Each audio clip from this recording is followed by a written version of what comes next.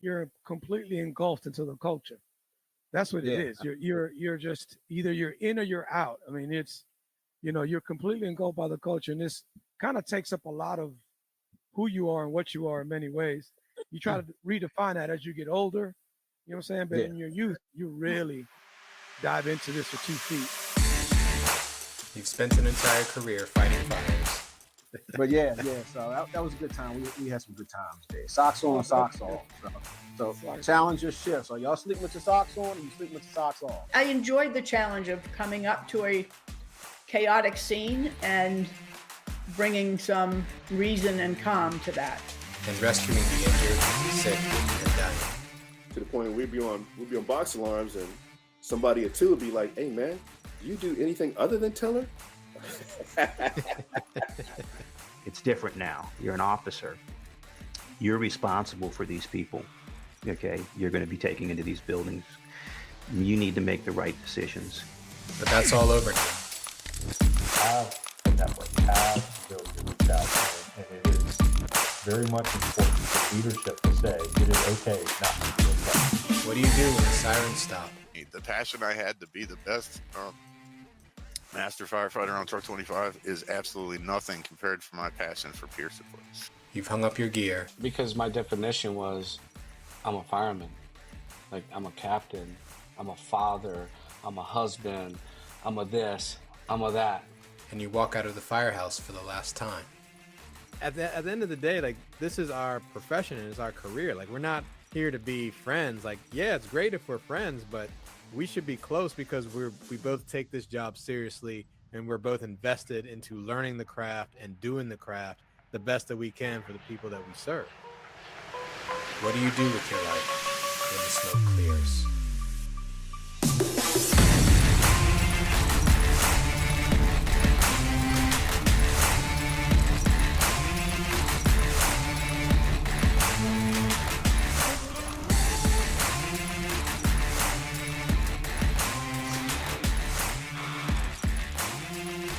Welcome back to the When the Smoke Clears podcast. I'm Russ Miles here with Tony Ben Cosme. Thanks again for joining us for us talking to another person who has finished their career in the fire service and is now living life on the other side.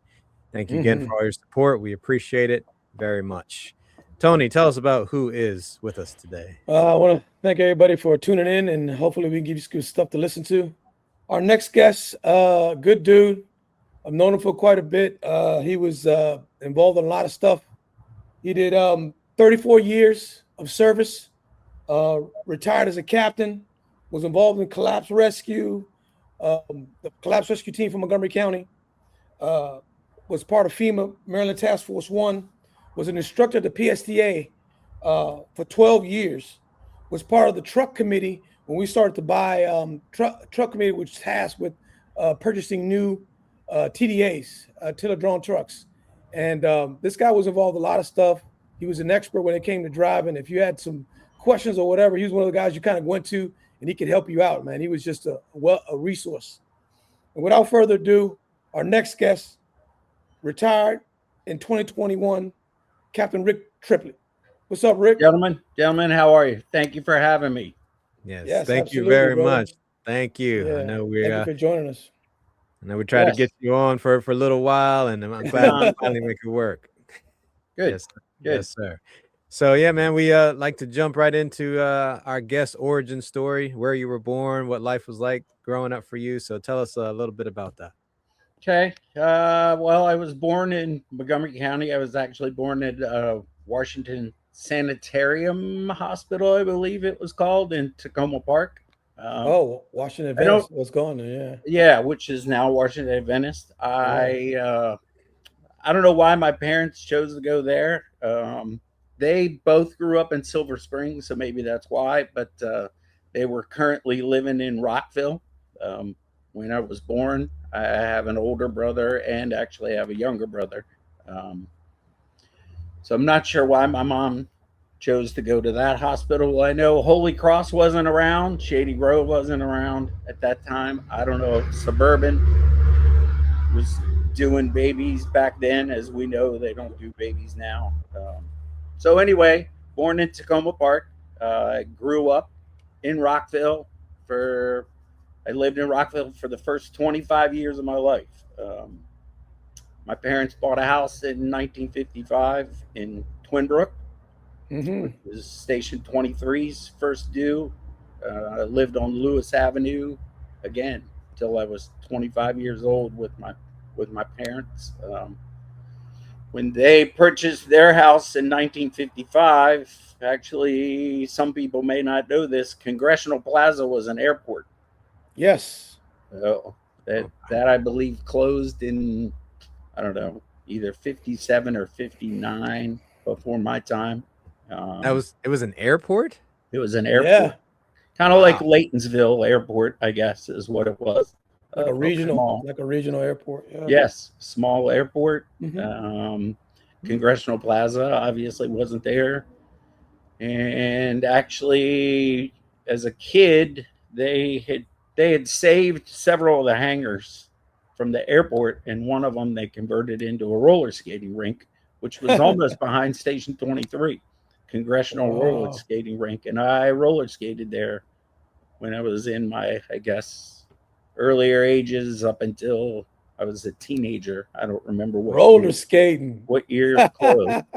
That was before Wheel a While, which Wheel a While was on Goody Drive. Mm-hmm. Now that was the better of the two. Once Wheel a While opened, everybody went to Wheel a While because their music was much better.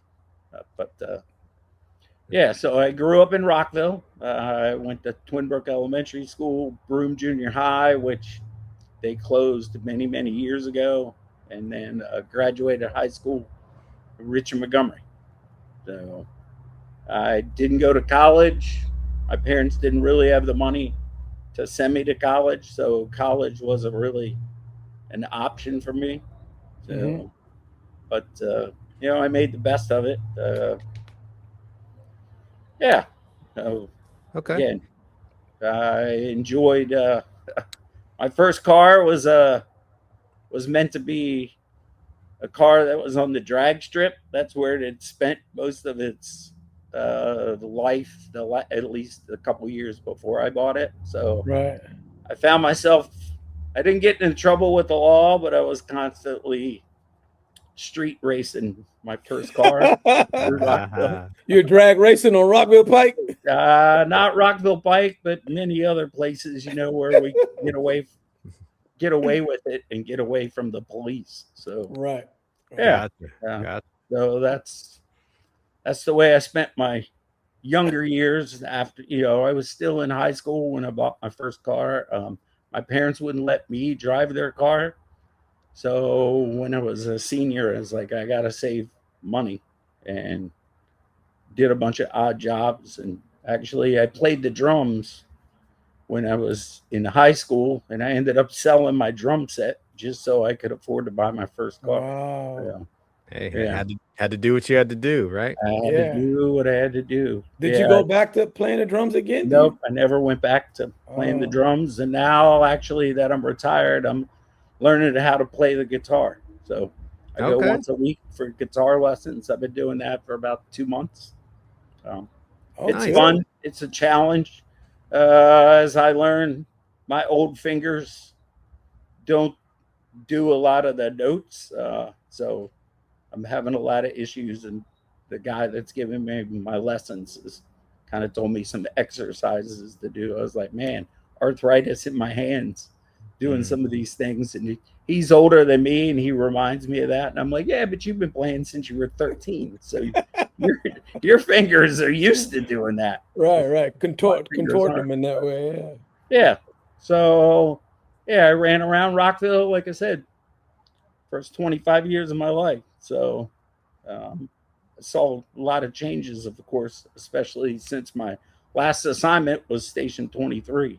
So yes, it was like going back home for me, and everybody knew, I knew the area really well. Although as a kid, you find out, the streets, but you don't know the street names. No. Right. Riding your bike and running up and down the street. It's like, I don't pay any attention to the street names. I just know how to get there. Oh yeah. Right. You make a left at the house with the big rock in the front yard. Exactly. So it was good for me to get back to Station 23. So and be back where I grew up and finish my career there. So Yes. So with that being said, how did the fire service come in the picture for you? So growing up, I wasn't interested at all in the fire service. Had no ambition of joining the fire service till I was 19. At the age of 18, right out of high school, I don't remember exactly what job I was working then. I did so many jobs. I believe at that point I was probably working for an engraving company actually in Burtonsville. It was actually in a guy's house. There were like 5 or 6 of us. So anyway, I got a phone call from actually a friend of my older brothers who we were friends also. He was a neighbor.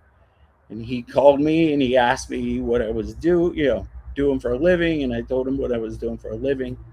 Well, he was working for what was then NBS, National Bureau of Standards, which is now known as NIST. Gaithersburg. Yeah. He was working there and he was doing what was called fire research. He was moving on from getting out of doing fire research and becoming an HVAC tech at, again, NBS. But he asked me if I wanted a job and if I'd be interested in doing fire research. I was like, sure. I don't know what I got to do. It was basically a grunt, but he put the word in. Obviously, I applied at NBS and I got the job. And I started doing fire research. We lit anything and everything on fire and did tests. Had thermocouples all over it to measure temperatures. We burnt babies' clothes. We build floors like that were for a house. We had to put weights all over it. There had to be so much weight per square inch on the floors. We'd put them in this big, huge furnace and light them on fire. We had mobile homes that they didn't happen a whole lot. They probably happened 2 or 3 times a year. We would burn a mobile home. And honestly, that's what kind of got me started in the fire department. I was given probably about a 2-minute class on SCBA. I was given 3/4 boots, a long coat, a tin helmet, put on SCBA, and I would go in whenever we'd light these trailers on fire, and they'd wait until flashover to occur, and that was the end of the test. And then I'd go in with a garden hose and put these trailer fires out. Yeah. And okay. It's like, this is really neat. What a rush to go into a burning building and put a fire out. It's like, I think I want to join the fire department. So that was 1981.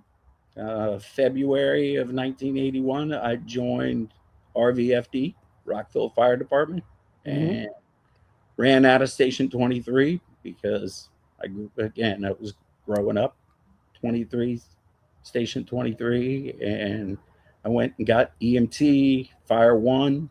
That's as far as I went. Again, originally then, I really didn't have any ambition of joining the fire, being career, but it didn't take long after EMT for me to realize, I think I want to do this as for a living.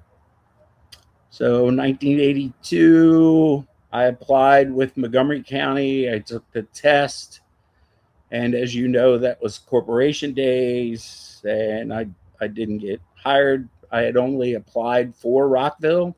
I didn't know, I believe back then you had to really apply for all the individual corporations. So anyway, Rockville didn't hire me. At the same time, I had applied for Johns Hopkins Applied Physics Lab, which is in Howard County. It's not a part of the hospital. They do a bunch of research. They do a lot with satellites and stuff, and they have their own private fire department that is almost completely funded by the Navy. So My dad worked there. He didn't work as a firefighter, but he worked for Johns Hopkins. I had 2 uncles that worked there. I'm sure they probably had some influence in getting me hired in the fire department at Johns Hopkins. So I started working there in 1982 as a career firefighter. Worked with some good dudes that ended up actually coming to Montgomery County as well. Kevin Henderson, Okay. Yes. Doug Russell, both of Doug them. Russell. Kevin ended up, of course, going to Montgomery County before I did. Mhm. Doug was already working. Well, Doug and Kevin both were already working for Johns Hopkins when I got hired. Doug ended up staying. I don't know, he might have worked there 8-10 years. I ended up working there for just short of 5 years. I told myself if I hadn't been hired anywhere else by the time I hit 5 years, I wasn't going to leave Johns Hopkins. So at 4 years and 11 months, I applied again for Montgomery County. I had been working casual labor. I'm sure you guys have probably heard about casual labor with Montgomery County. So when I would work my 24-hour shift at Johns Hopkins, I'd get off and I'd go to work at Sandy Spring. I got hired casual labor at Sandy Spring. Most of my time was spent at Station 40, was at Sandy Spring. I probably only worked 3 or 4 times at Station 4. Sure, other good dudes, Tom Carr, Lenny Fitch. Yeah. They were at Station 4, and again, I worked at Station 40. But yeah, I worked with a lot of good guys, and so I applied again in 1987 to go to work for Montgomery County, and I ended up. Sandy Spring was supposed to hire me, and then I don't know why, I got a letter instead of them telling me face to face. They told me they had to hire a minority, so they were not going to be able to hire me. Of course, we know how hiring practices were back then, and that's what they had to do. So I still went. I took my agility test, and when I was at the agility test, I was seen by, I believe it was Mike Hamilton that saw me in the agility test. And he asked me, who are you going to work for? And I told him the story that I was supposed to be getting hired by Sandy Spring, but I had gotten a letter from them and knew that they weren't going to hire me, but I still was continuing on. I didn't know who to apply for. And he told me, he says, get an application with Montgomery County and apply for Rockville. So I did that. And yeah, I got a phone call probably a week later, then was asked to come to Station 3. Hey, can you come to my office? And it's like, is this like an official? Do I need to get dressed up? What do I need to do type thing? And they said, it doesn't matter what you're wearing. I just need you to come to my office. So I believe that was probably Mike Hamilton. I am not 100% sure of that. So I went to Station 3 and went upstairs to the office, and he handed me a piece of paper, and it had my letter of working for Rockville, how much I was going to get paid. I believe it was like $19,000-ish a year was my salary coming to Rockville. And it was like, he said, sign on the bottom line and you got a job. There was no and that's it interview or anything. Seen enough. Okay. So I knew that I wanted to work for Montgomery County, which of course was a much bigger department than Johns Hopkins was. That was a very small department. There wasn't a lot of movement. We had 5 guys just on a shift. That was all. The bigger the department was, you couldn't move anywhere else. So it's like, okay. So I signed on the dotted line, and I told him I wanted to give my 2 weeks notice to Hopkins. So I started, my start date was July 26, 1987. So yeah, I got assigned to day work at Station 3. I was told I would come off a day work when somebody died or somebody got promoted. That was going to be my opportunity to get off of day work. Yeah. But it was great working day work because then I was able to knock out all my classes. Right. Take all my, again, I had only taken Fire 1. I hadn't taken back then. It was split. You could take Fire 1. I took Fire 1 in 1981. Here we are in 1987, and I still hadn't taken Fire 2.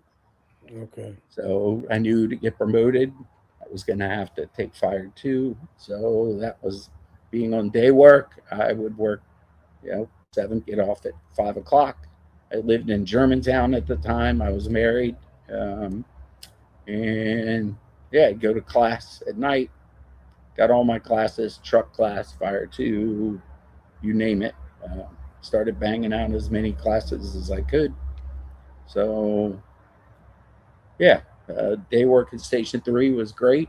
I was already an engine driver when I got hired. I was an engine driver at Johns Hopkins. So they knew checking me out to drive the engine was going to be a piece of cake. So they needed day workers that could tiller. So back then, Station 3 had a tiller truck. It was the Seagrave that ended up going to Station 6. I think that happened in 90 or 91. I think 91. And Rockville ended up getting a straight truck because they were having issues getting 2 drivers nights and weekends. This Station 3 went from 14 during the day down to 4 then at night. And 2 of those were paramedics. And then you had a master and then a firefighter.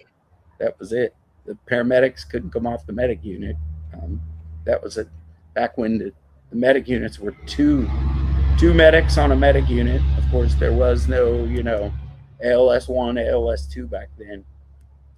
Everything got 2 paramedics on the medic unit. So yeah. So I started tillering the truck. They taught me how to do that. We went up to Montgomery College and rode around the parking lot, and then eventually went out on the street.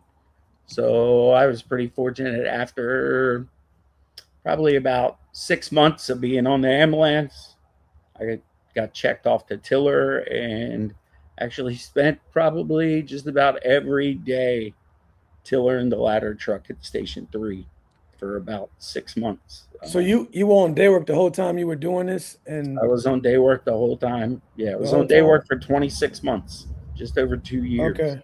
All right. And so what was it like when the county took over? What was that like for you? I mean, things at Station 3 didn't really change a whole lot. We still, the corporation days, you really took care of the firehouses, but again, we take care of the firehouses now. I had one day work lieutenant Ray Grubb, God rest his soul. Yes. He was my first lieutenant. Tommy Carr was my sergeant. God rest his soul. And then the 3rd officer spot was a rotation. They would send in either Rocky Gray, came in a lot of times from Station 31. Every now and then we get Griff Livingston, Tommy Musgrove, and Paul McNeil. So the 3rd officer position was really, a roving. They would, again, pull them out of their assigned station and make them come to Station 3. Every now and then we would have a master ride in the front seat. So the transition wasn't really, we always went on Fridays to pick up the volunteer chief's car, brought it in, washed it, waxed it if it needed it, put fuel in it, and then took it back to his house. That didn't even change originally. And actually, really, once Raymond Granados took over as the director, Raymond Granados, he found out that we were still going to, it was Woody Mossberg's house and picking the chief's car up. And he said, well, I want you to come to the 12th floor and get my keys and take my car out of the parking lot, the parking garage. The EOB is where his car was. And we would have to pick his car up on Fridays then and wash and wax his car. Oh my God. I thought he would be like, don't do that. Wow. Things, the you know, it's opposite like, way. wow, we just picked up another car because the county's taking over. Something else that we had to do. Right. Right. So, yeah, life, you know, it didn't, honestly, it really didn't, to me, it didn't change. Eventually all that went by the wayside. I don't remember how long we ended up doing both cars. But yeah, so I mean, things didn't really change. Again, I was still in a truck. I was happy being on day work, living in Germantown, so I didn't have that bad of a commute, banging out all my classes at the academy. So, and you know, even corporation days, your paycheck still came from the county. So, Yeah. So yeah, life didn't really change, you know, until then. I guess as time went on, we did less and less things like going to pick up the chief's car. And then I don't remember if Granatus ended up, I don't even remember who took his place. That might have been Aoyagi, maybe. I don't I really don't remember who ended up taking it. Maybe you guys do. Yeah, I thought it was no, it wasn't. It wasn't Gordon, I don't think. No, it very well couldn't have been Gordon. I really don't remember. It escapes me too. It escapes me. It's a while ago. I remember when I got hired, it was Granatus. I got hired in '92. It was Granatus. He was a director. Yeah. But things. So I remember Recruit Class 1 when they came out. We ended up getting a couple people from Recruit Class 1, which then they didn't even know what to do with people from Recruit Class 1. I can remember the first week, because Station 3, you know, you had a tiller truck. So you had 2 drivers on the truck. You had the rescue squad, you had the engine company, and then you had the medic unit and the ambulance. So a lot of driving positions and not so much riding positions. So when they gave us at least 2, maybe 3 people out of Recruit Class 3 1 rookies. Yeah, 3 on rookies. day work. What do you do with these people? They had no clue what to do with these people. I can remember Sherry Markwood. I'll throw Sherry that Markwood out there. She came to Station 3 on day work. Believe it was the whole first week out of rookie school. She rode the front seat of the ladder truck. What? Yes, because they again. So many Sherry drivers, Markwood? Sherry Markwood. I think she passed. Didn't she pass too? I think she passed away. I believe she did. Yeah. Yes. So yeah, she did. We got, but I remember her. We Yeah. got Bobby Moran was another one that came on day work. I don't remember. Remember JC Hightower came, but I don't remember. I think he was on day work also. And oh God, his name slips me now. He worked at Station 10 like his whole career. Gross? No, not. Yeah, he worked at Station 10. He was a fire too forever at Station 10 because. Oh, I know who you're talking about. I can't. His nickname was Snoozy in the Yeah. Recruit school. God, why can't I think of his name now? Yeah, I think I know who you're talking about. But anyway, they didn't know what to do with the day workers. It was kind of funny. So I'm sorry. I need to go back. I can't get over putting the rookie in the front seat. Again, you had 2 drivers. So one of those drivers could have been the officer. Right. You know, but so she was really just filling a firefighter spot. Right. It was a tiller truck. It was only a 3-person tiller truck. So she was a placeholder, just sitting there. Exactly. I know where I'm going. Sit there, the guys had to figure out where they were going. Yeah. Where they were going. And back then, the only truck, I want to say the only truck north, 29 might have had a truck, but I believe 8 was the only other truck. So it was nothing to run 10 calls, 12 calls in a 10-hour shift on the ladder truck at Station 3. And of course, you didn't chase the medic units and stuff back then. Those were all fire calls going somewhere. Was no truck 31 for sure. There might have been a truck 29, but nothing else was up north other than 8. So you knew if an 8 box drop or a 28 box drop, you knew you were going. Again, that was a guarantee. So it was a busy ladder truck. And then I can remember I had driven the front of the truck once in a parking lot. They were, starting that process. I already had my Class A license. I'd already gone to the DMV in Gaithersburg, taken my driver's test. Well, you had to do that to even be a tillerman. So that was all over with. Yes. I'd driven the front end once in a parking lot. And to show you how things have changed. Again, the schedule came out. The schedule came on a fax machine. Yes. Long before Telestat. So you knew when the fax machine kicked on in the morning, it might have been like 6:30 or whatever. Here comes the schedule out of who all the players are. You might not even be working at Station 3. You might be working somewhere else, but you didn't know that until the fax came out. Right, you would come to work and be like, "Okay, you're detailed from here." Right, right. Oh, we even had a guy, Robert. I believe his name was Robert Allen. He took the bus to work. He relied on public transportation, and it would not be nothing for him. Hey, Robert, you're working at Station 31. He'd have to grab his gear and go out and stand in front of Station 3 across the street in the northbound lanes of 355 and wait at the bus stop for the bus to pick him up. Oh, my God. Man. The dude didn't drive. I don't know why he didn't drive the car. But I thought you didn't like to work here, though. You talk about crazy, It's like, well, Robert might be late getting to Station 31 because he's got to wait for the bus to pick him up. So you didn't need to have a driver's license to even get hired? I think he had a driver's license. I don't know. I think it was just a matter that I want to say he lived in DC, so he just relied on public transportation. I don't think he had a car.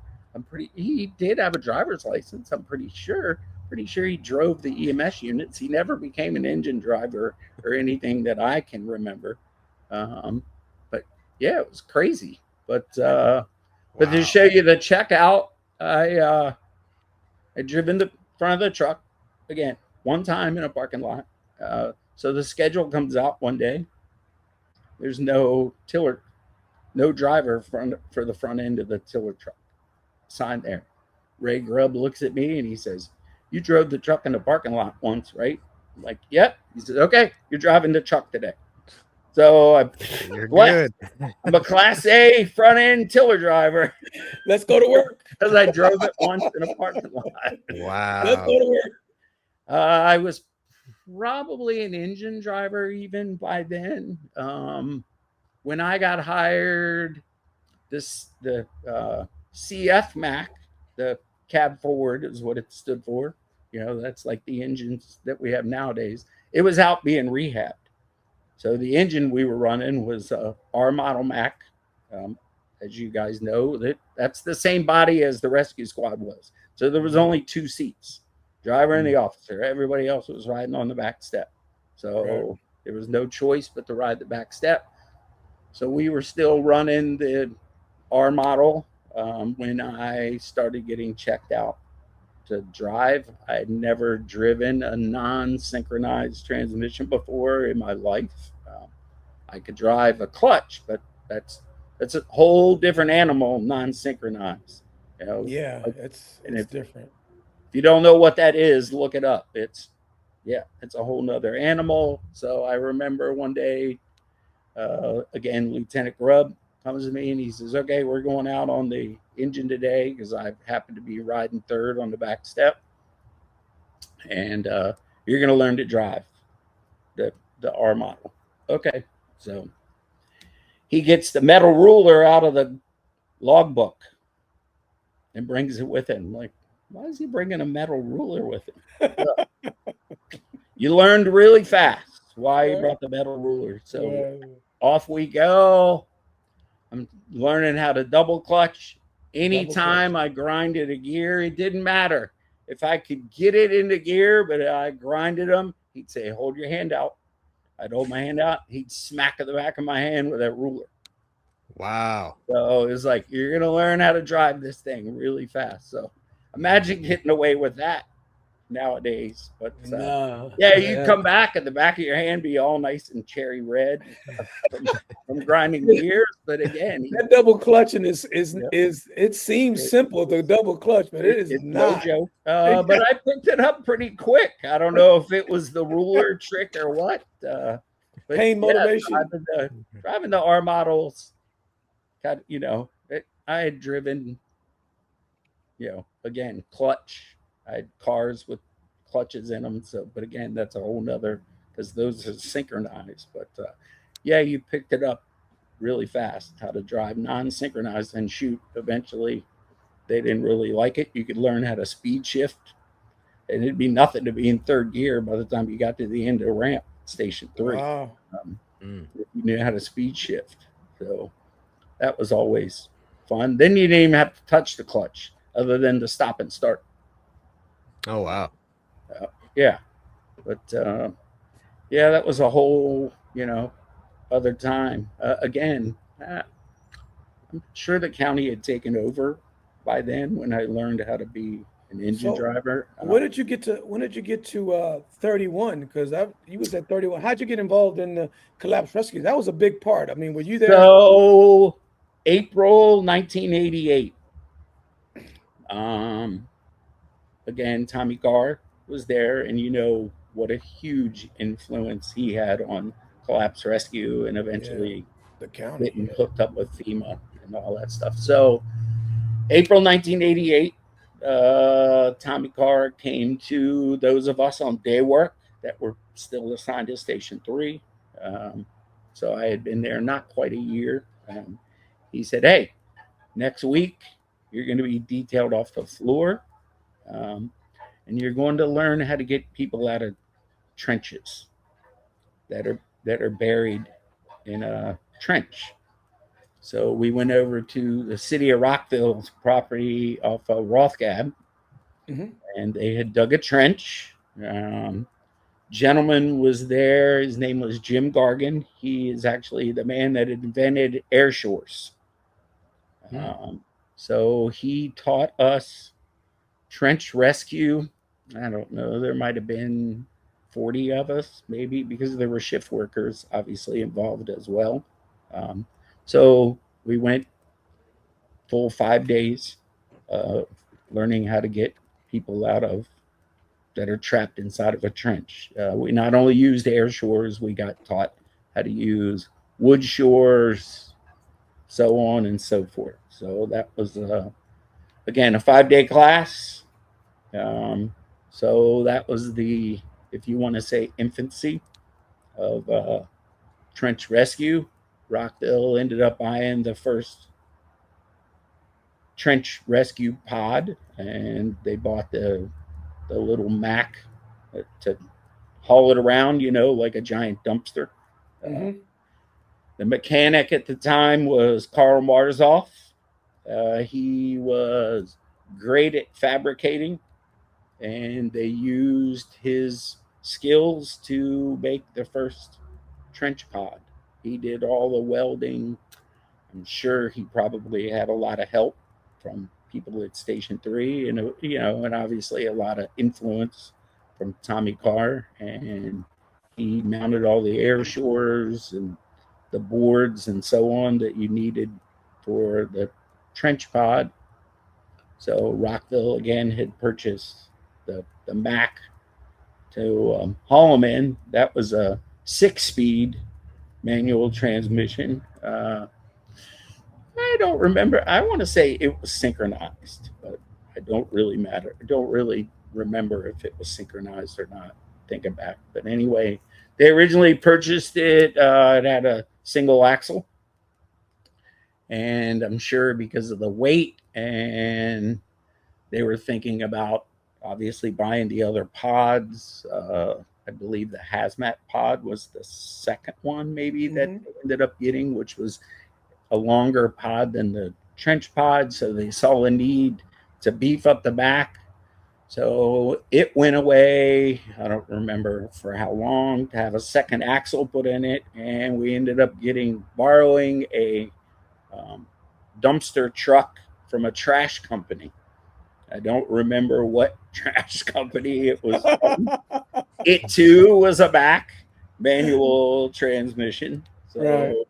I remember as brown. It had the lettering on the side of what company it was. Probably somewhere in all of my multiple pictures I have, I probably have a picture of this thing somewhere. So yeah, we ran a trash truck for however long it was that the collapse unit was out, getting the second axle put on it. So then eventually it came back, and it got the second axle. So that was the start of it. Eventually I ended up leaving Station 3. I don't think it was because anybody died. I think it was because somebody got promoted. And remember, I said you didn't get off day work until somebody died or got promoted. So a spot was opening at Station 23 on C shift. So it's like, 26 months of day work. I've taken the majority of my classes. At this point, I was an engine driver, a truck driver, a tower driver, a TDA driver. I was learning how to drive the Mac. As you know, that was a special group of people that got to drive that Mac. Doc Holliday, Tommy Cavanaugh, Mike Bobrow were the masters, A, B, and C shift. Right. And then you had certain people on shift work that could drive it. I don't believe there were any day workers. So my last 2 weeks of day work, Tommy Carr finally gave in after I'd been riding that thing for, whatever, year and a half, however long it had taken me to get checked out to even ride on it. And he finally gave in and said, okay, we're going to make you a driver on the back before you leave. So my last 2 weeks were spent. Again, it was already an R model driver, and of course that's what the rescue squad was. But that thing, of course, had a lot more weight. It was a lot more top heavy. So my last 2 weeks of day work, I get checked out to drive, as it was known, the God Squad. The God Squad. Yeah. God Squad. So then I went to Station 23, again on C shift. I did about 10, maybe 11 months on C shift, and I don't remember the month. They were up in the staffing at Station 3. They were going to go to the 6 people, which is, I believe, what it is now, still, nights and weekends. So I was like, well, I want to go back to Station 3 because the call load was better. I knew the area. The whole time I was on day work, I did Station 3's maps. So learning the area, learning my streets. I didn't have a rookie packet. That didn't exist. 1987. But so I was approached when I was on day work. Hey, will you do maps? I did all the street maps, all the box maps. They were all hand drawn. CAD didn't exist. Computers weren't. They were around, but nobody using them to make maps. They use them for maps. So all the maps were hand drawn. So wow, what a pain that was. But again, learning the area was great for me. And growing up in 23's area, I already knew a lot of the area, and spending again 25 years in Rockville. So, but anyway, I went to 23 for the 11 months. They opened more staffing at Station 3. I put in for one of those positions. Tommy Musgrove was I believe he was a lieutenant. He came to me when I put my transfer in and asked me not to transfer out. I thought about it for a while, and then I told him, okay, fine. I'm not going to leave. I'll stay. 23 had just gotten the Suffin, the Mac aerial scope. Yeah. When I went there on shift work, the Mac aerial scope was still there. I became a driver on that. Then eventually the Suffin came right before I left. Became a Suffin driver. And anyway, I put in to go back to Station 3. I got a phone call from Chief Hamilton. Why don't you want to transfer to Station 3? And I said, well, Tommy came to me and he asked me to stay, so I agreed to stay. And he says, well, sorry, you can drive everything at Station 3. You're going anyway. So I went back to Station 3. And when they originally started the 6 people, you were really assigned to the ambulance. The volunteers didn't really want us coming off the ambulance unless something was going to scratch. Then we were allowed to come off the ambulance. My shift partner on the ambulance was Dave Fiker. Dave Fiker. David, he was off probation. I don't remember where Dave did his probation. Dave was not a driver of anything except for the ambulance when he came to Station 3. So Dave, again, we were partners. I mean, Dave and I, that was when Dave actually had hair, and you could tell when Dave was getting frazzled, his hair would start standing up in the front. Dave was having a rough day. Dave got in pumps, and Dave struggled with pumps. Oh my gosh, struggled big time with pumps. So Dave came to me and he said, hey, will you help me with pumps? So we would go up into the meeting room at Station 3. It wasn't a bunk room back then. It was a meeting room. We'd go up in the meeting room to have quiet time, and I would teach Dave pumps. I couldn't tell you how many nights Dave just, the light bulb wasn't coming on for Dave, how pumps work. And finally, one day, I don't remember how long we had done pumps, it finally clicked. Dave finally got it before the class was over. He passed the class. So then I started to train Dave. Of course, the CF Mac was back by then, which was an automatic. So Dave was able to drive those. I don't know if Dave ever learned how to drive the R models. If Ray Grubb was there, Dave's back of his hand would have probably been bleeding. Dave just struggled big time with those manual transmissions. But yeah, they were difficult. Yeah. It's funny you say Dave Fiker. He worked as a master with me and Russ at 12. Okay.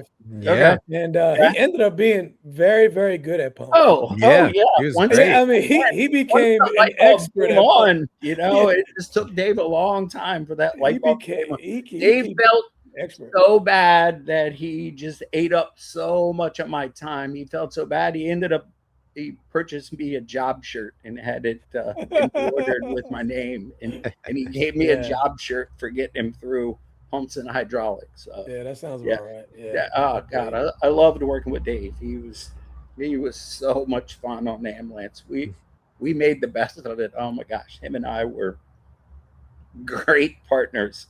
Dave Fiker on the ambulance. And it was nothing for us. Again, we could come off the ambulance if something was going to scratch. Sometimes we'd back in the door in the ambulance, and something would get a call. There'd be nobody there, and we were going out the door on a fire truck. So our gear just laid in the middle of the floor, and we were constantly going out the door, and it was great. Nice. We had a blast. We had really good volunteers then. We got along great with the volunteers for the most part. Of course, I know you guys have mentioned Question E in some of your podcasts. And I've heard people talk. So when Question E happened, we were trying to get a chief.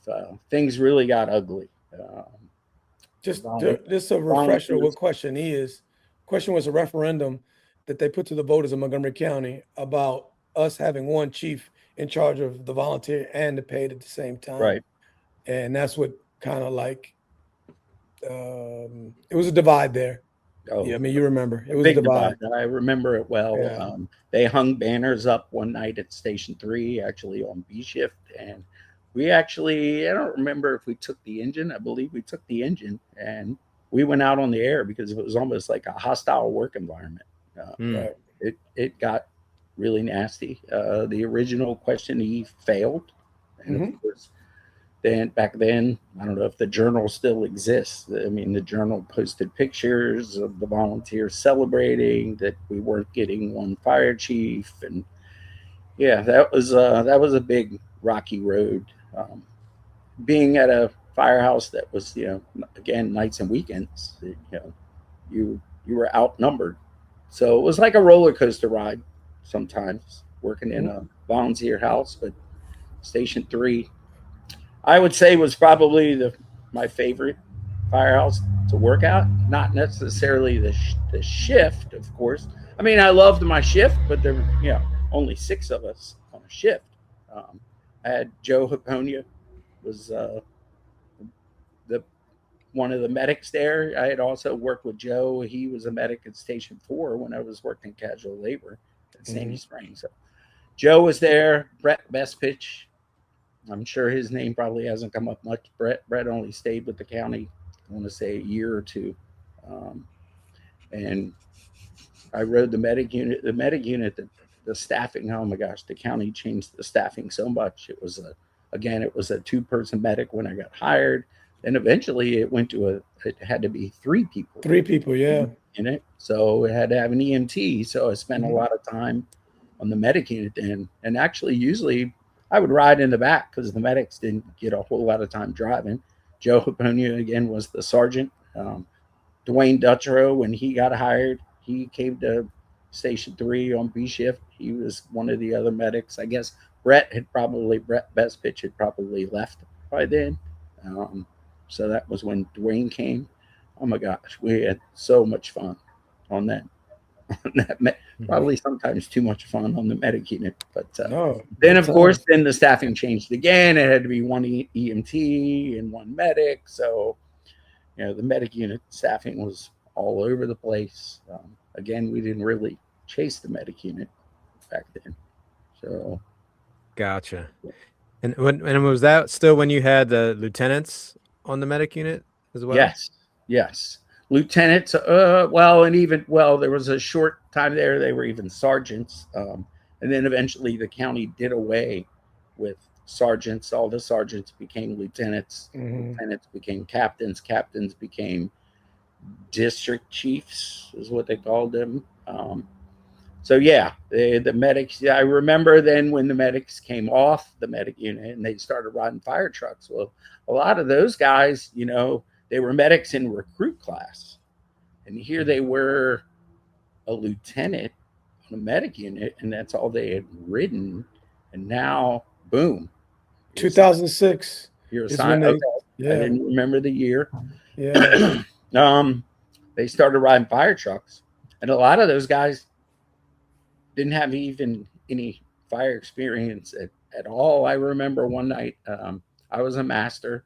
When I got promoted to master, I was still assigned as a firefighter at Station 3. I got promoted to master and got assigned to Station 14, which I didn't want to go to 14. I had always worked at a busy firehouse. Back then, masters didn't have the way it is now. I would be detailed out, which was kind of good. But the bad thing was I'd be detailed out. Where did they always put me? Riding aid on the ambulance as a master. Oh, yeah. Wow. So finally, I ended up contacting the union when they came out with the rule masters were only to be detailed to drive or ride the front seat. It was like, hey, I'm getting detailed out every shift at Station 14, and I'm riding aid on the ambulance wherever I go. It's not supposed to be this way. So I want to file a grievance. Right. The union talked me out of filing a grievance, and they said, look, we'll talk to scheduling. We'll get this changed, blah, blah, blah, blah, blah. I worked 1, maybe 2 shifts as either a driver or an officer. And then by shift 3 anyway, I was back to riding aid on ambulances everywhere I went. Wow. Contacted the union again. They're like, oh, please don't file a grievance, whatever. So I never ended up filing a grievance. So was what it was. One day I got a phone call from Ed Bickham. Ed I don't Bickham. remember what. 6, I think. They work at 6. Oh, yeah, but he was on the 12th floor, I want to say, at this time. Or anyway, he had something to do with the 12th floor and had something to do with transfers. Because I got a phone call from him, and he said, we're going to either assign you to Station 31, and you can stay on the collapse rescue team, or you can stay at Station 3. If you do that, you have to quit the collapse rescue team. So I said, okay, how long do I have to think about this? And he said, we're sitting at the table right now. We need to know right now. What do you want to do? Like, oh my God. So I decided, all right, well, I've done the collapse thing for however many years. I guess I'll go to Station 31 and stay a part of the USAR team. So I went to 31 as a master on B shift. Back then, 31 only had 5 guys assigned to it. So the ambulance crew was the truck crew. So here I was on my own shift. I was always assigned to the ambulance because they needed a master on the ambulance, because they needed a truck officer if you had to take the truck. You only took the truck with 2. So again, you were the truck crew. That went on, I don't remember for how long before we finally got the staffing to 8. And yeah, so man, the USAR team was, that was fun. I got to go to all the big ones. I got to go to Oklahoma City. Yeah, that was a big one. Yeah. That changed the whole team. That did change. It was the first time the USAR teams had actually been, I believe it was the first time any USAR team had been activated to leave the state anyway. Of course, all the California teams had been activated, for hurricane or earthquakes up and down the coast of California. But even they hadn't left, their state. So it was actually the morning of April 20th. B shift was working, so I was assigned to work at Station 3. 10 o'clock, I believe it was around 10 o'clock in the morning on the 20th. The bombing happened on the 19th, and we got activated to go. I was chosen to go. Again, the first time, oh my gosh, we had to load everything up on tractor trailers, drive to Andrews Air Force Base, unload everything because we didn't have the military pallets like they do now, and reload everything on military pallets. I don't think we ended up leaving the ground till like 10 o'clock at night. So from activation time to wheels up was about 12 hours. We got into Oklahoma sometime, I want to say around midnight on the 20th, going into of course, the 21st. They already had, I don't remember, I believe New York was there. Maybe New Mexico, I believe, was the first team that had been activated. So we might have been the 3rd team on the ground. And they told us, go to the convention center and bed down for the night, which, of course, we're all gung-ho.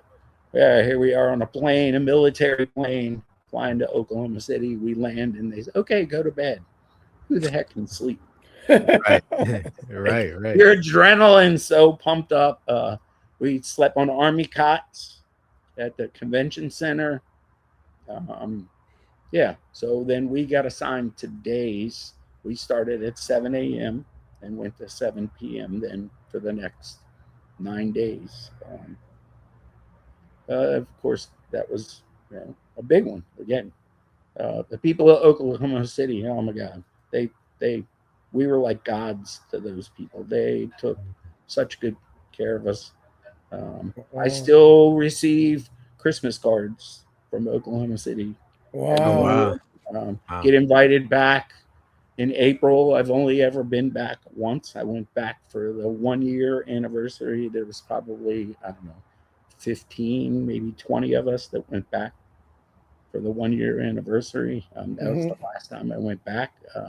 I'm itching to go back now. I want to go back and see the museum. So hopefully one day soon I can get to do that. I went to the Pentagon, of course, for a week. Yeah, 9/11. Yeah. Pentagon. I was chosen to go to Atlanta when the Olympics were going on. Yeah. 90, I believe that was 96. Yeah, 96. A year after Oklahoma City. Spent a week at the Olympics. We stayed at a fairgrounds in air-conditioned, if you want to call it that, tents. Yeah. Again, sleeping on army cots I don't know, remember the month, might have been August, maybe. I know it was hot, but we had no conveniences. Houses. Your shower was basically inside of an outhouse. So yeah, not a lot of convenience things. Not a lot of good amenities. Yeah. I also went to Katrina with the fire department, of course. Oh, New Orleans. Anything to do with FEMA. Spent 2 weeks in New Orleans. I got a phone call from actually, well, he wasn't chief then. I believe he was a lieutenant, maybe a captain. Goldstein. I was at that time I had transitioned out of the rescue portion of the USAR team, and I was in logistics.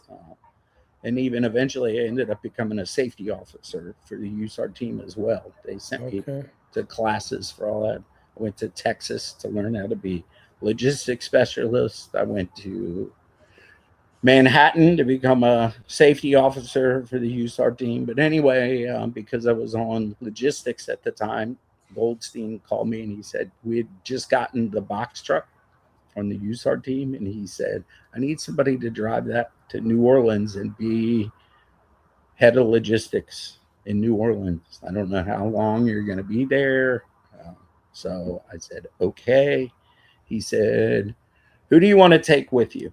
Pick one guy if he can go. And I said, well, Paul Gross was my rookie back when I was a master at Station 31. So I said, can Paul go? And he said, absolutely. So he called Paul. So Paul Gross and I went to New Orleans together in the box truck with, I believe it was like 80 firefighters that the county sent down. And we took the ladder trucks. We took all the Freightliner engines. As a matter of fact, I even went to, again, I guess he was a lieutenant or Captain Goldstein before. He could have even been the ops chief back then, maybe. I went to him and I was like, are we really taking the reserve ladder truck that the county had to New Orleans? And he said, yeah, why? And I said, you do realize that thing's governor to 55 miles an hour. And he said, what? I said, yes, we're going to drive to New Orleans at 55 miles an hour top speed. And he's like, all right. So they had tried to get a company to meet us along the way to change out. Apparently it was a computer module that could be changed out.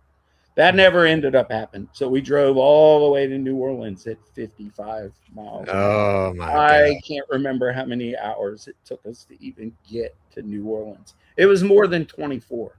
I'll tell you that. It was forever. What was the setup in New Orleans? I know that we had Montgomery County had their own area, but they had to work with other fire departments. Chicago, New York. Chicago wasn't there. New York was there. I remember New York, New Orleans. I don't remember Chicago if they were there. I never saw. New York Fire Department was in their own separate building next to where we were. Believe it or not, we were put up in what was, before the hurricane hit, a nursing home for nuns. So, and we slept on the floor in these patients' rooms. I believe we occupied the third floor. we made the best of it. Again, being the logistics guy, I had to get up early in the morning. I'd usually get up around 4 a.m. every morning and start making coffee, start making breakfast, because I had all the guys to feed. Not only our 80 guys, a lot of New York guys found out that we were doing food. A lot of the New Orleans guys found out we were doing food. So I was told there were some days there was over 300 people that we were feeding on a daily basis. The kitchen was huge in this nursing home. So, oh my God, I couldn't have asked for any more equipment. I was responsible for making sure the guys left with lunches, water. I would get a couple guys assigned, a couple different guys. They kind of rotated in and out of kitchen duty with me. The county even ended up, I don't know how many days it was into it. Bob Freeman came down with a couple of other people and issued credit cards. I was given a credit card with the county, and I could go out and go shopping for food, water, whatever I needed to take care of mainly our 80 guys. That's a lot, man. It was a lot.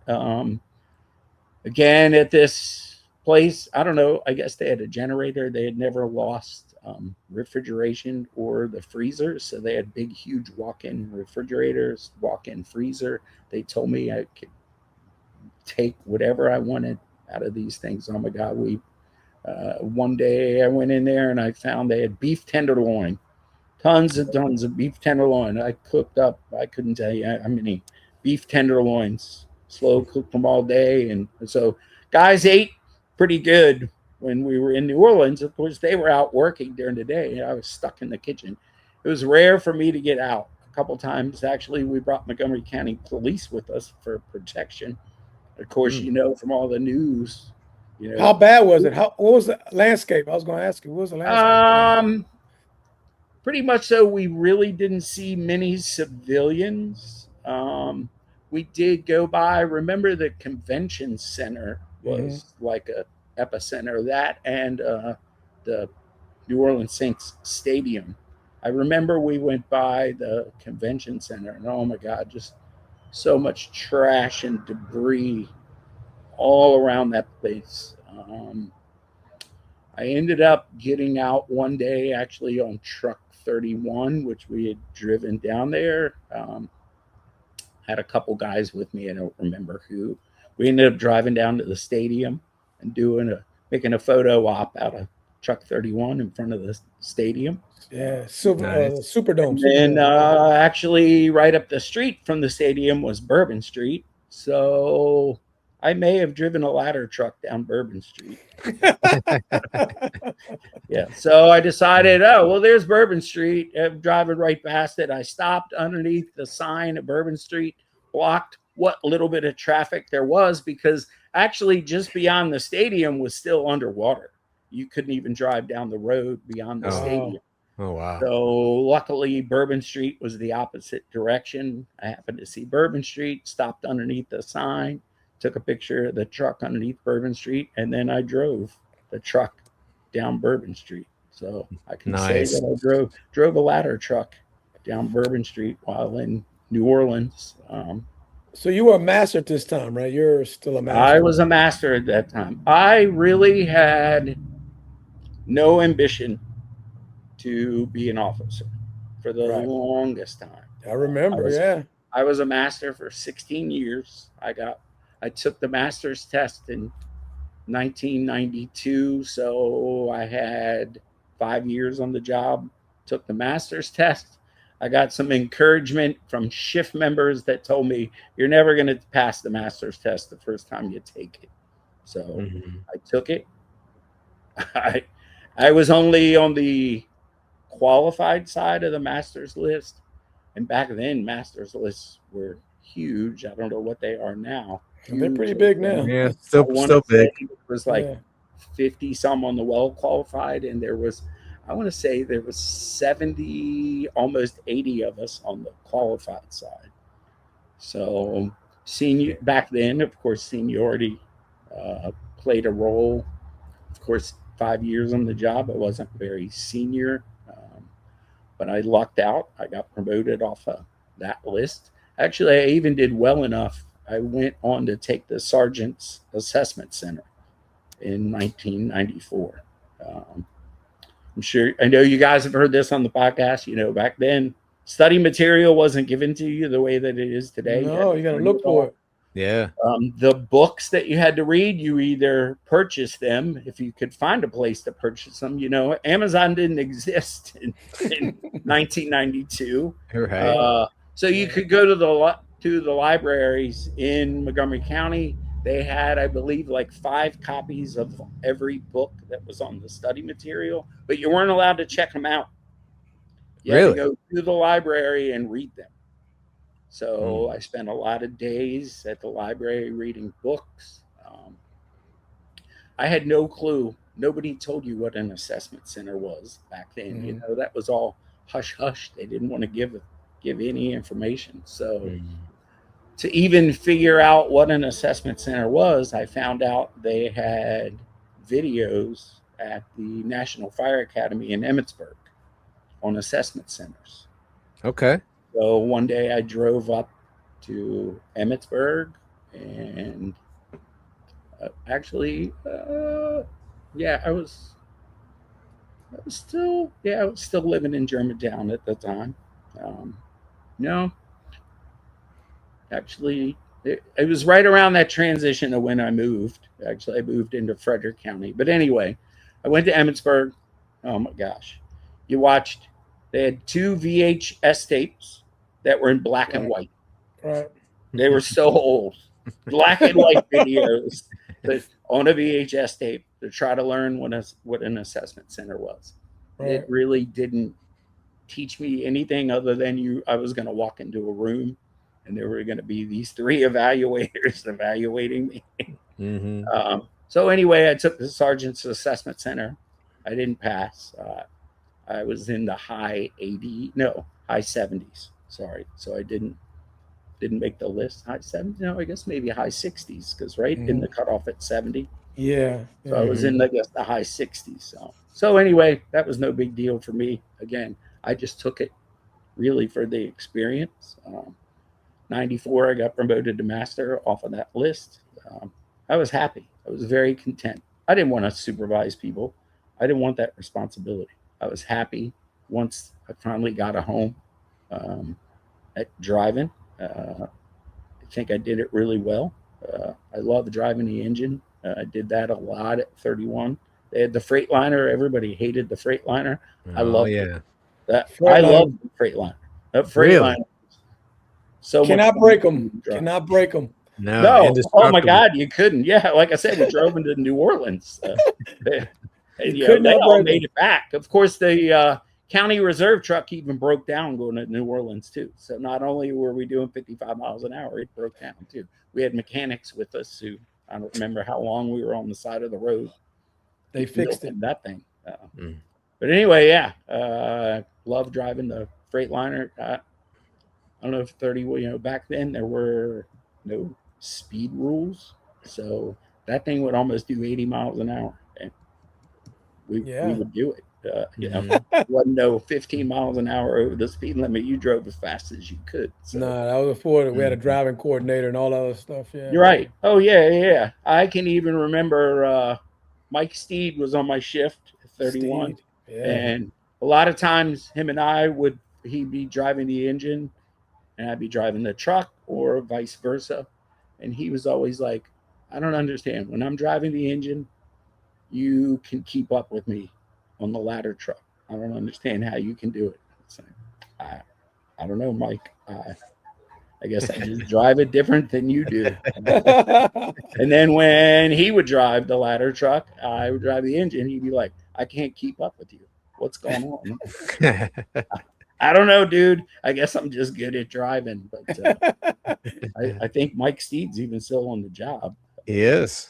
Yeah. So what made you finally become a lieutenant? What said, okay, I needed to make why I became a lieutenant? Evers Trice. Trice was a master for many, many years as well. He finally got promoted to lieutenant. I don't remember when. And yeah, he would be in my ass almost daily. Rick, you need to get promoted. Look at the guys you're driving. They're all junior to you. You know, you're helping them. There's no reason why you don't get promoted. So I don't remember what year it was. So anyway, I did start taking, I took the lieutenant's test. Again, I did really well on the written. I was part of the top 45. I go in for the assessment center. Again, just like the sergeant's test that I took in 92. I was a wreck. I couldn't talk in front of people.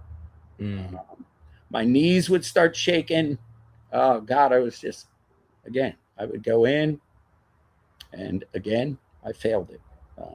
I was in the upper 60s again. It's like, what am I doing? You know, why am I just a nervous wreck? So I want to say I even took a third test, and I did the same thing. Did well enough, top 45, go into the assessment center, complete wreck. I just couldn't stand it. So then it was like, Rick, you need to better yourself. So I started the process of becoming an instructor. It's like, if nothing else, this will get me used to talking in front of people. So I went to MIFRE, took the class to become an instructor, came back to the academy. Audrey Deputy, Alan Kaiser helped me get through the process. I had to teach. Fire 1 was definitely a requirement to get your hours, but because you teach Fire 1, they wanted you to teach Fire 2. So I taught Fire 1 and Fire 2, did really well. Got my certification as a instructor with the state. Back then, they wouldn't let you teach recruit classes when you were a new instructor. So I wasn't a part of recruit classes, but I did the volunteer classes after I got my certification.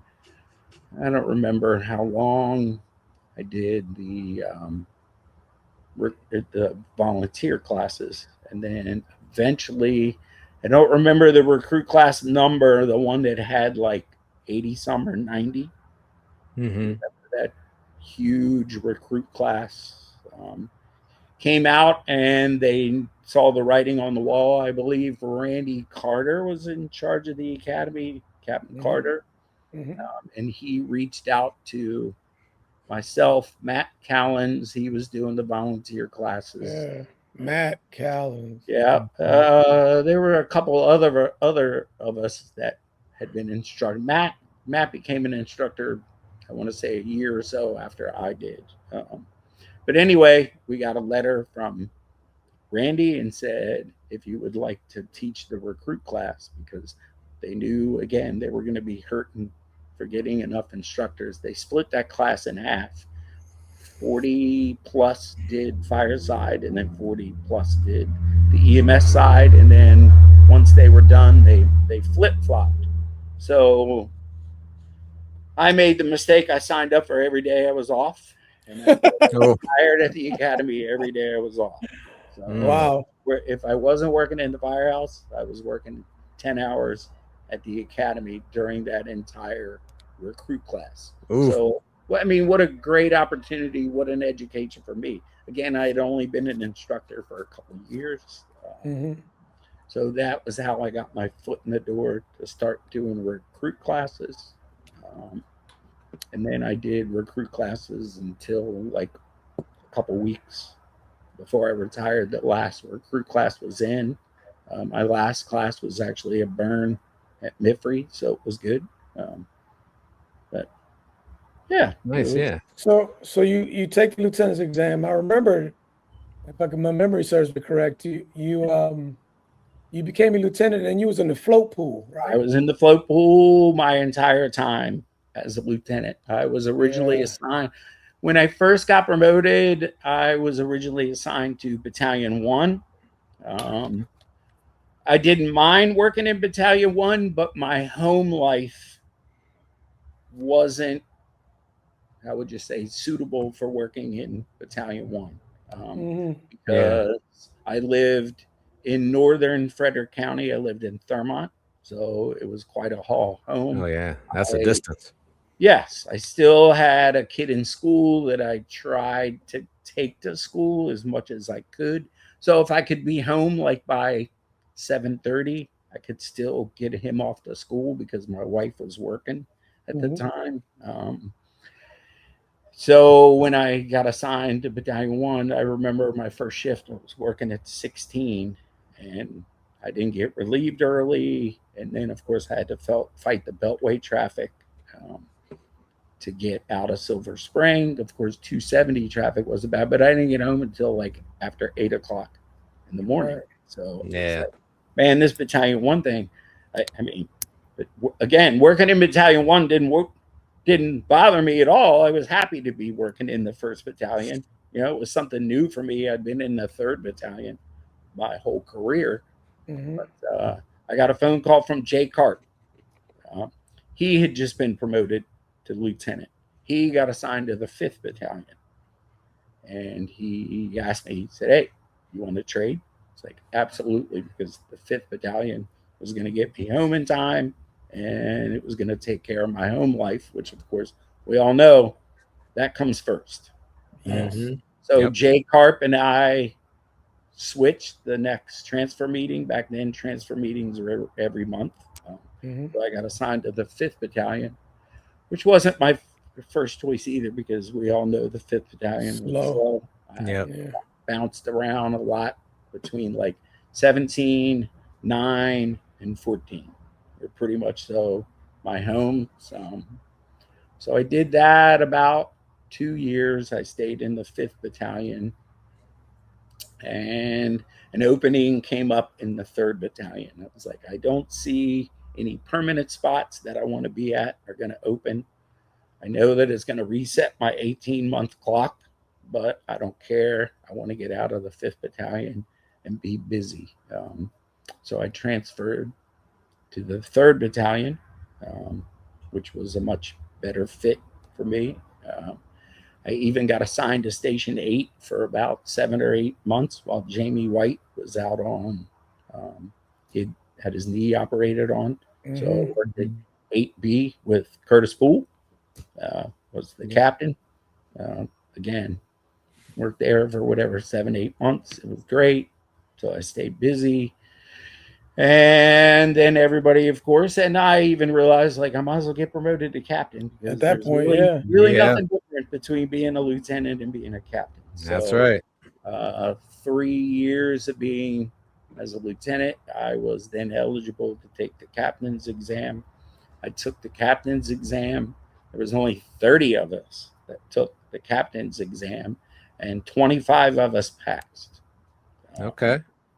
So I got promoted off the captain's list and kind of lucked out at first. I got assigned to the float pool in the 3rd Battalion on B shift, right where I'd been as a lieutenant. So I did that for 6 months, and then 2 positions opened up at Station 23 because Ross Cook and Brent Hopkins got promoted to battalion chief there, and both of them got promoted to battalion chiefs, I believe, like the same day.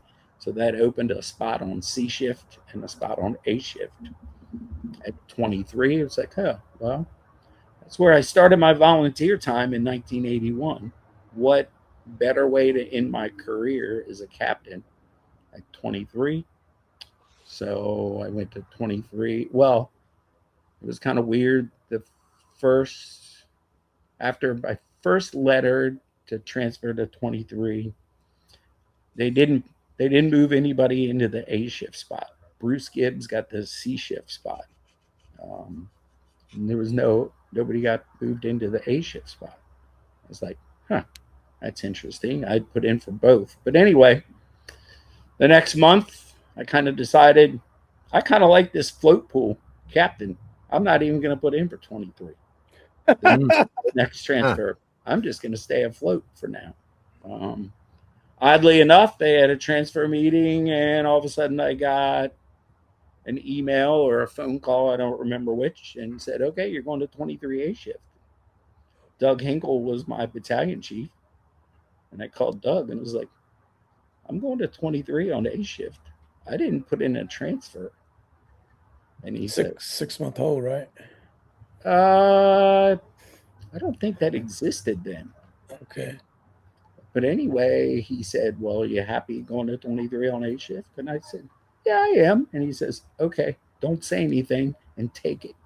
So I There went you to go. 23 on A shift. Kenna was the captain on B shift. Mm-hmm. Kenna was the temporary station commander.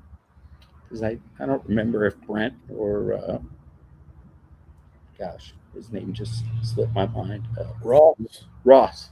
I don't remember which one of them was the station commander, but anyway, Kenna got the temporary because both of them left. And he made it very well known he didn't want to be the station commander. And I said, well, I'll be the station commander. So they offered Bruce and I to put in for station commander at 23. So, we had to send in our resume to be station commander, and I ended up getting it. And so what better way to leave my career is station commander at station 23. Right. So that was, how I ended my career. I wanted to ask you a question. Do you remember, I was a lieutenant at 31 and used to come in detailed a lot. Do you remember that fire we ran? It was it's crown now, but it was empty. It was a little bit of development, and then it had that one farmhouse. Remember that one farmhouse they had? Yes. And we were like, damn, why is that one farmhouse? You would think they would knock it down, like they can't do it or whatever it is. Yes. It's like 12 o'clock at night, 1 o'clock in the morning. Well, was that the barn? Yes, that was the barn. Yeah, okay. Huge, I huge. remember I was on the engine at yes, 31. I was on the truck. Yes. There across from the Reno. I mean, because I know we got to, I think the high point was, you could see it. Yeah. Oh, yeah. You could just see this big, huge glow. And I was like, oh, my God, it's off. It's a barn.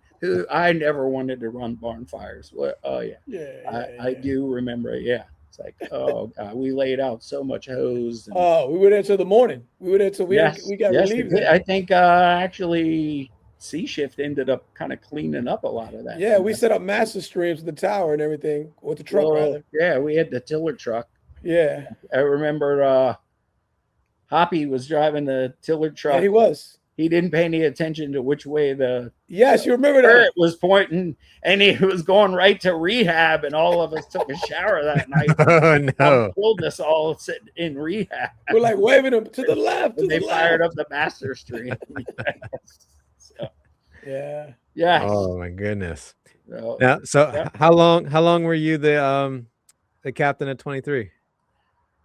It was either 6 or 7 years. I don't remember the exact time frame that it was there. 6 or 7 years. So gotcha. It was good. I mean, that firehouse, that firehouse was built in 1963. So it was built the same year as Congressional Plaza was built, interesting enough. So well, I think they started it probably in 62, but it opened in 63. That firehouse needed it. I'm sure it probably still needs a lot of work. But it was great. Yeah, it was a challenge working. 11 guys at that firehouse, and the downstairs bunk room only had 7 beds. So everybody else, so the EMS units always slept upstairs.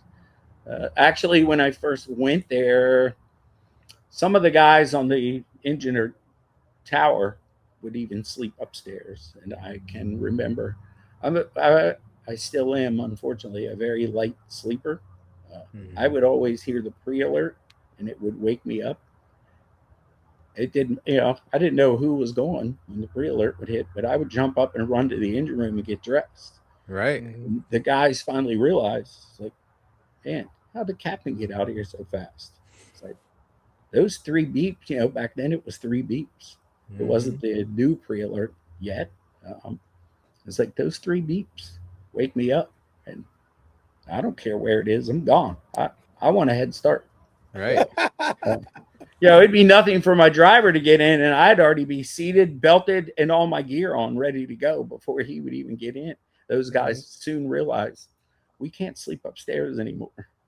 There you go. The captain's too quick, and eventually the guys on the shift even asked me. They were like, "Can you start yelling when you wake up?" I was like, "Well, you do realize it could be in 35's area. We're not going anywhere." But I wake up for all of them.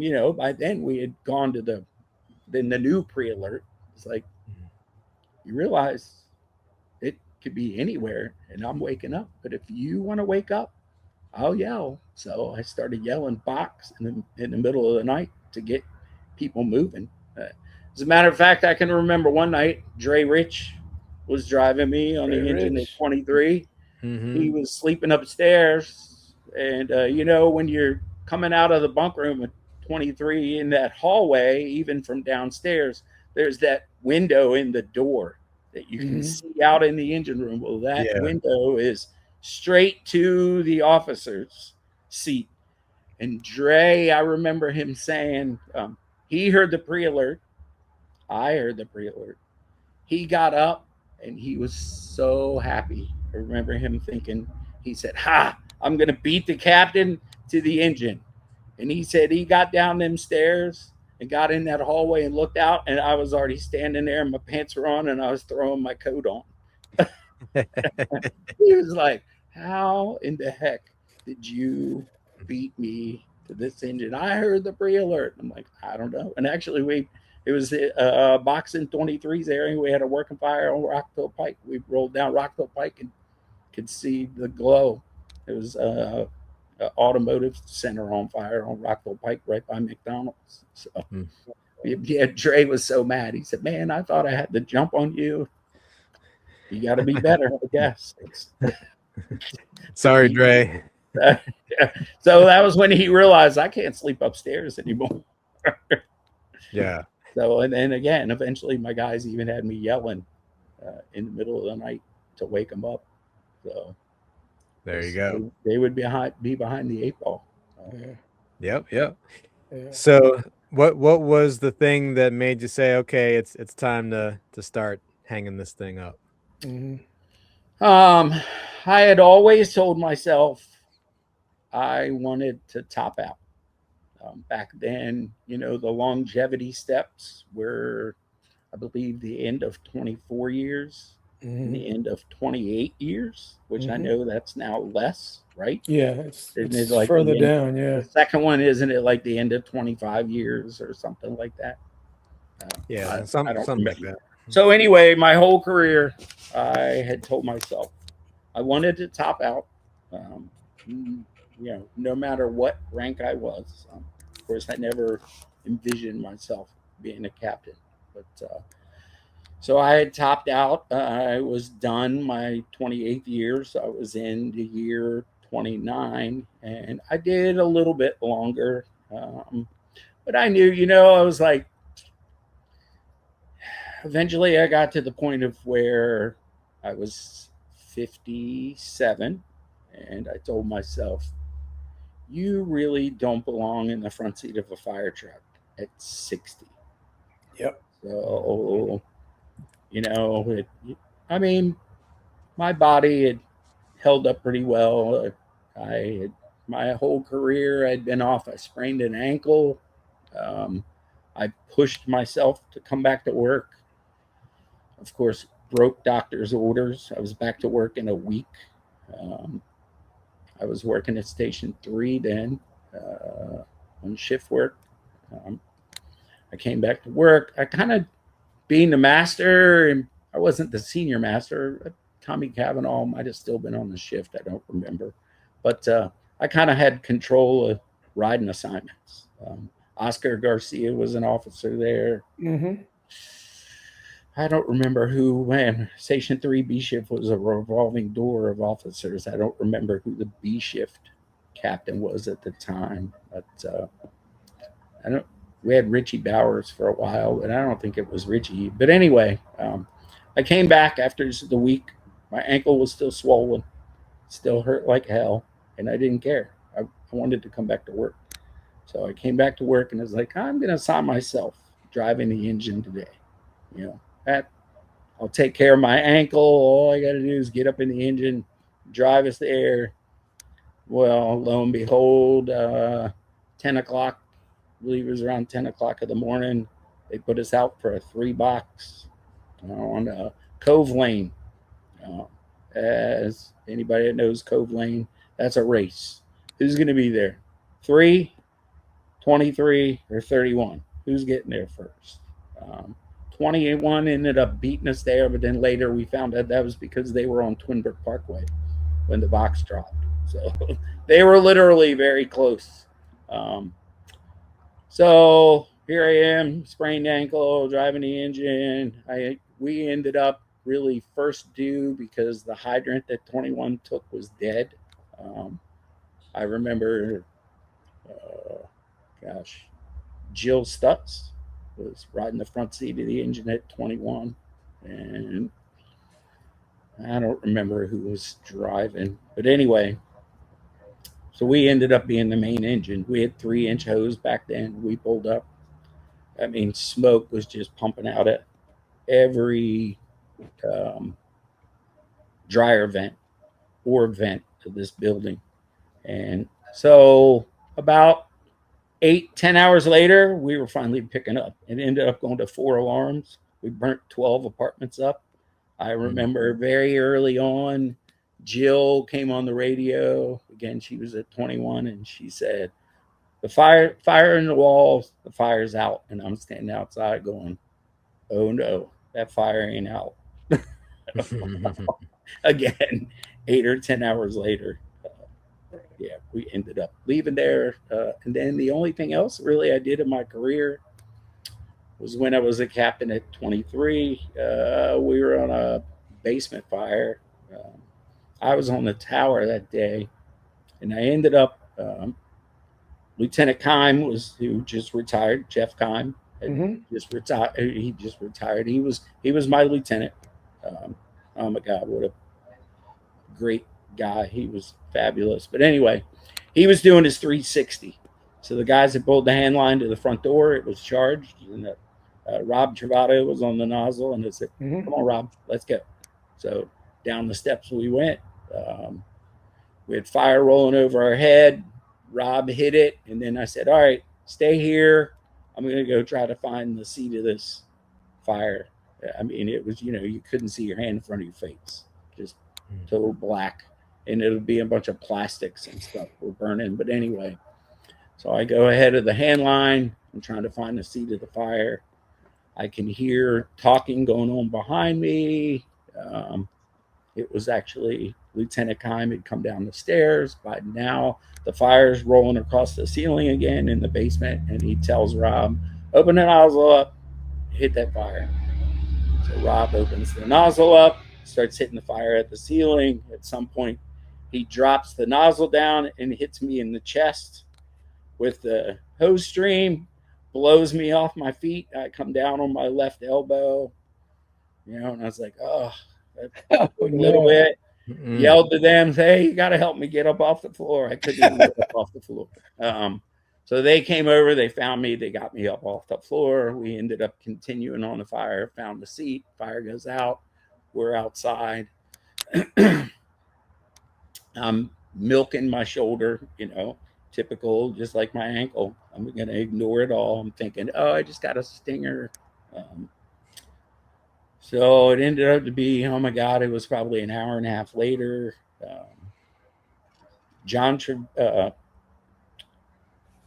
What's his name? He works at 32. I don't know why his name, John. Who's, anybody know who's assigned to 32? The captain?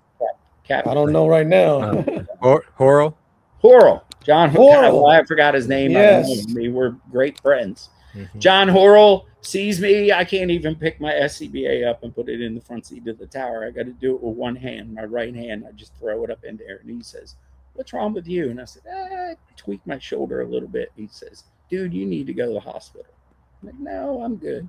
So he finally talks me into it. I go to the hospital. They do an X-ray, and they don't see anything wrong with it. They're like, you need to have an MRI.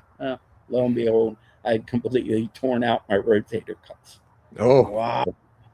That was the worst of. Again, I was very fortunate not getting hurt at work. That was my. I did at one point when it was assigned to 29. I did.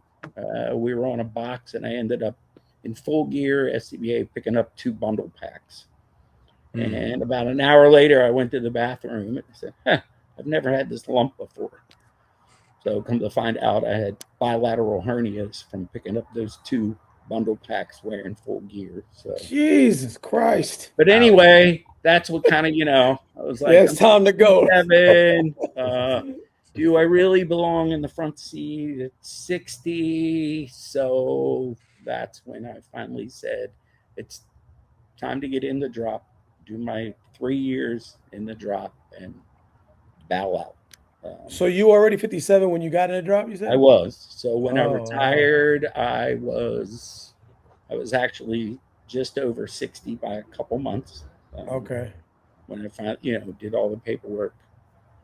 And by the time everything was said and done, and I ended up leaving. So yeah, I was just over 60. What was that last day like? It was great. A lot of people came in to see me.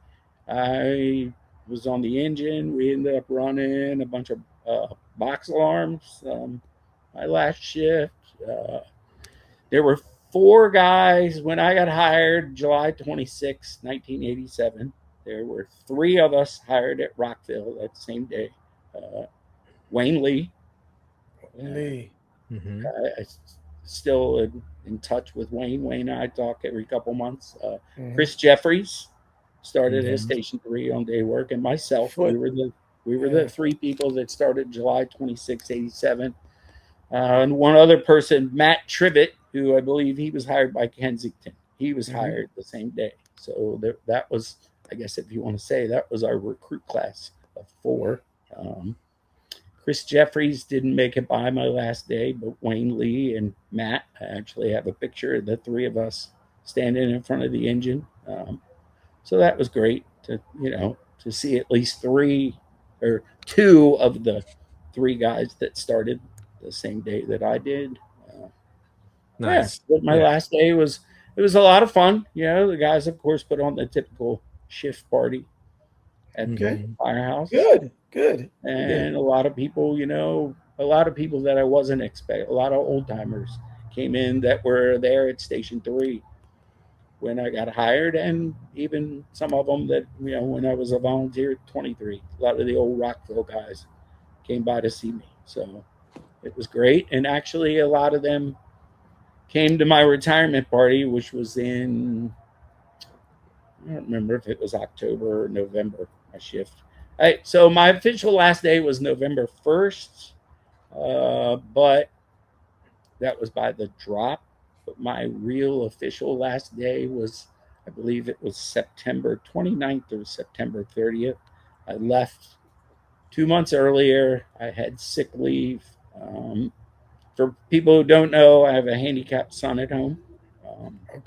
He, at the age of 23, he had a massive stroke. And he had 3 blood clots. So he's paralyzed on his left side. Again, we knew we were moving to Delaware. He needed to go to a lot of doctor's appointments before we could really leave. For Delaware, yes, even though I immediately left the day that I retired, in September, I left. But I had to reestablish a lot of doctors here. So I left 2 months early. I was approved for FMLA and burnt 2 years, my last 2 years of sick leave. I had given 2 years of sick leave before I even got in the drop. That was driven into my head very early in my career back then. That was a big thing. Russ, I'm sure you don't know. Tony, I don't know how it was when you came in. That was huge. Oh my God, guys would always say, save your sick leave. Save your sick leave. Save your sick leave. You don't know what's going to happen when you're off work. So I saved my sick leave again. I turned in 2 years of sick leave when I got in a drop, and I still had sick leave. And then, of course, you accumulate sick leave when you're in the drop. So, Yeah. you know, so I turned in 2 years, or burnt 2 years, 2 months, my last 2 months of the drop by getting out early and getting to Delaware and trying to find doctors for my son. So, Gotcha.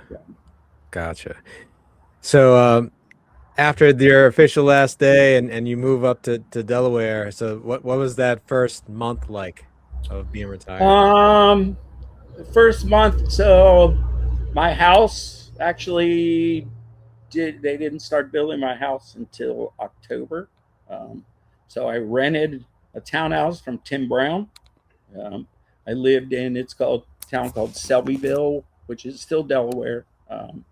It's about 40 minutes from where I currently live. So Tim Brown has a little, I believe it's like a 1,100 square foot townhouse, beach house. It's literally, I don't know, less than a mile from the ocean.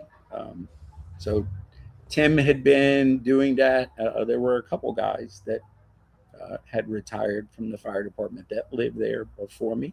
So that was great for Tim, because he knew the people that were renting from him. So I rented Tim's townhouse. Again, that was October. I know we briefly talked about the snowstorms that Delaware doesn't get. December, the first year I moved here, we ended up getting like, 13, 14 inches of snow.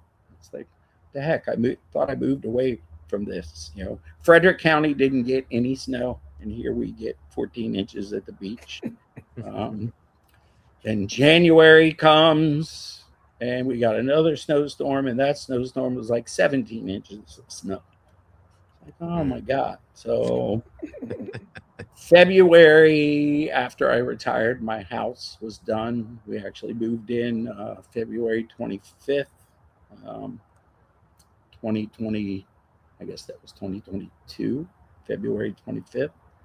Moved into our new house, which is great. I don't have a lot of property, but I always thought that I wanted property, but you know what? I don't even like mowing the grass I have. So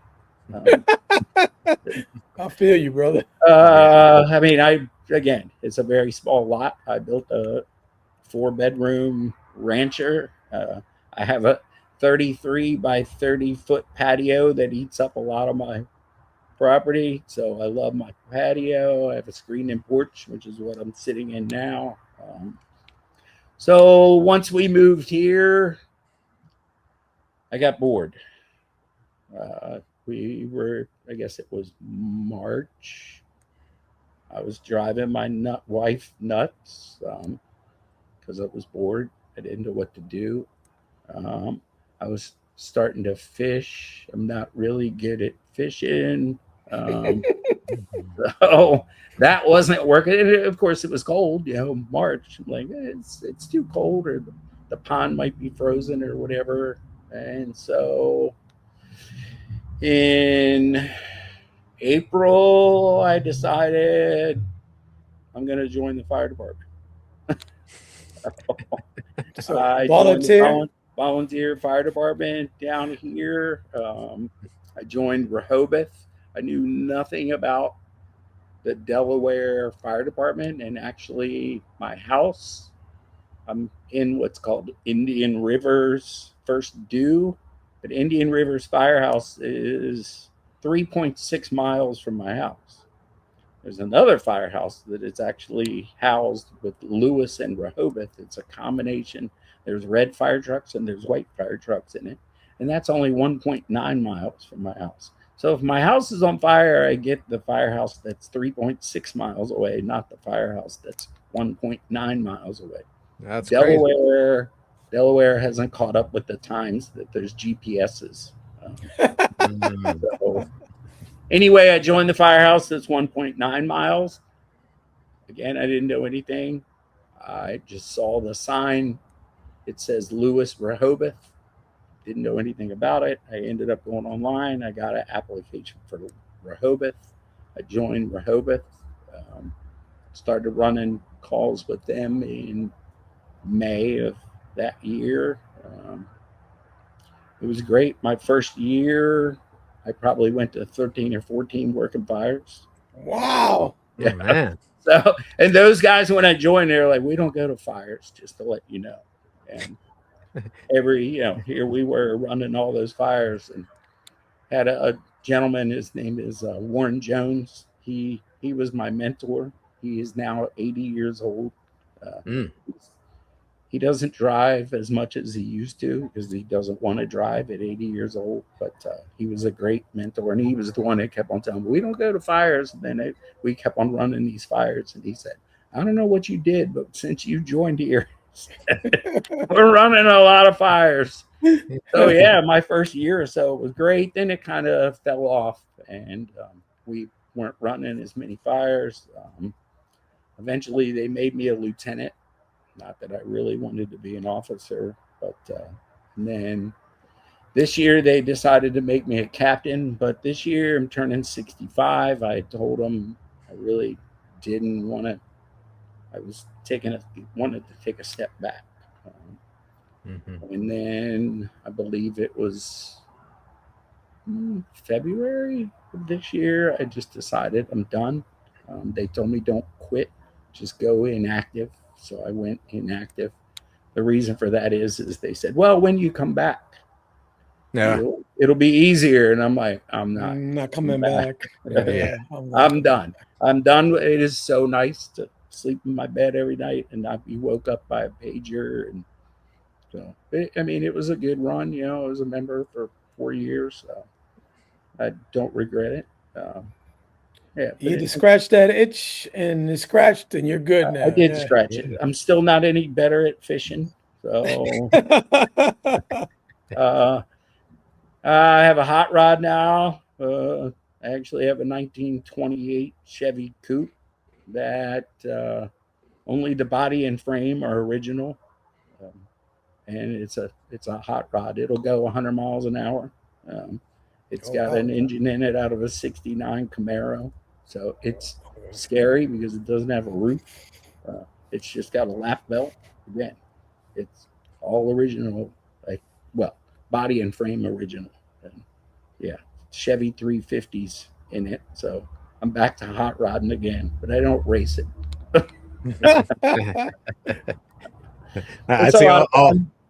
I do car shows. I do Christmas parades.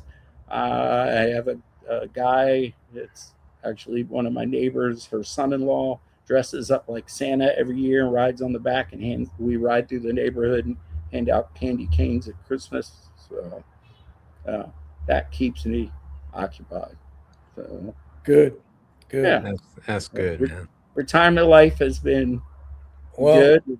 I want to tell you, I don't know if you've heard this many times before, but as a citizen of Montgomery County, and been a citizen, and you have been too, I want to thank you for your service. Man. Well, thank you. Thank you. It was an honor. I'm glad I got out of Johns Hopkins and was able to come to Montgomery County. The department is, great. Of course, I see, stuff on YouTube and everything else now. Yeah, me too. Yeah. What's going on in the county, and Russ can speak firsthand for exactly what's going on in the county. We talked briefly before we started recording, and no, it was an honor. It it was great. We got to learn a lot. Of course, got to help a lot of people.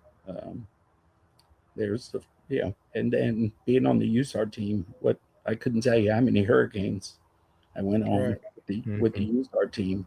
But what a great opportunity. I also drove for the IST, which goes out before the USAR teams go out, because I had a Class A license. So I spent some time driving for the IST. That was, of course, before I retired. Did some trips with Wayne Lee up and down the coast in tractor trailers, driving for the IST. I did one with Kent Malalu We went to Mississippi and sat for like 5 days, and then they moved us to Pensacola, Florida, and they moved us back to Mobile, Alabama. So I got to see a lot of from the Midwest, east. Got to see a lot of the country in a tractor trailer or a box truck. Right. We use our team, but no, that was great being a member of that, and and from its infancy, again, Tommy Carr had that vision. Again, God rest his soul, but that man was incredible. Yeah, absolutely. So if you could talk to people who are younger on the job, like who are just started the job, but what would you tell them? Remember, like I said earlier in this, family comes first. You got to take care of your home life. You get to see it all. There are guys that kind of bring their home life into the firehouse. Don't try not to bring your home life into the firehouse, but I understand, some people hit a rough patch in their life, and just the same way, try not to take the job home with you. I saw a lot in my career going to Oklahoma, going to the Pentagon. Counseling wasn't really available, especially when we went to Oklahoma City. We had one briefing at Andrews Air Force Base. So if you need help, seek help. That is one thing my wife, God rest her soul, she always told me when I came back from Oklahoma City, I was never the same person. She wouldn't tell me she never told me what she meant by that. I always asked her, it's like, well, what do you mean?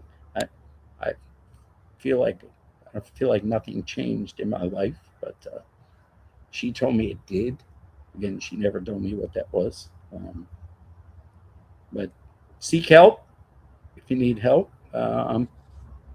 Use the deferred comp. Yes, sir. As much as you can. Dump. I know for the longest time I thought, I can't. What do I want to put money into this thing for? And I did $50 a pay period for many, many, many, many years. And then I realized later on in my career, how dumb was this? I should have sat it to a percentage. I never upped it when I got pay raises. But deferred comp's huge. I know there's guys that, I guess you can say it, they leave the job with over $1 million in deferred comp. It's like, holy crap. Yeah, and you use it. Well, yeah. I mean, not that our pension's bad, but and now I'm learning now that I lost my wife. Her and I always wanted to travel, and that never happened because we had a dog. We were always waiting for the dog to die, and the dog outlived her. So now I'm starting to travel. Good. Actually going on a cruise in a couple weeks. Wonderful. With my son, my handicapped son, who still lives with me to this day. Okay. So him and I are going to do a cruise. So, and then now I have a travel companion as well. In November, I was introduced to a woman that wants to travel. I was actually introduced by my wife's best friend. Oh, wow. Lady, and she's been instrumental in helping me deal with, my wife passing away. So it's been huge meeting her. So, man, to the younger guys, save as much money as you can. Again, home life is way more important than work life. Again, it was driven into my head to save your sick leave, whatever, now I think it's even more money if you save your sick leave. It is. That you can turn in. So saving sick leave is huge. I was very fortunate. I never got hurt at all, the whole off duty when I was working. So I never had to burn sick leave. And I know there were a lot of guys that, just I can remember there was one guy that I worked with. He looked at his pay stub back when pay stubs were hand delivered to us at the firehouse. He looked at his pay stub. He goes, "Well, I got 24 hours of sick leave. I'm not going to hear next shift." So that was the way. Yeah, Jesus Christ. Yeah. Yep. Some people like that. Man, what? It was driven into my head to save your sick leave. Absolutely. Absolutely. You're saving 24 hours and you're not coming to work. Yeah, that's crazy. But no, man, especially if you're playing sports, man, I can remember guys then would play sports, football, baseball, softball, whatever, and then they'd get hurt. Then they'd be they'd be looking for work subs. It's like, dude, I'm not working for you, kind of thing. Because like, I saved my sick leave. Shame on you for burning it the way you do. That's save money.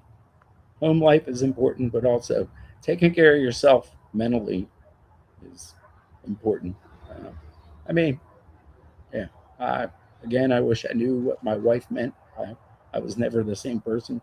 I didn't seek any help because I didn't see the difference. And then just the things that you see every day on the job.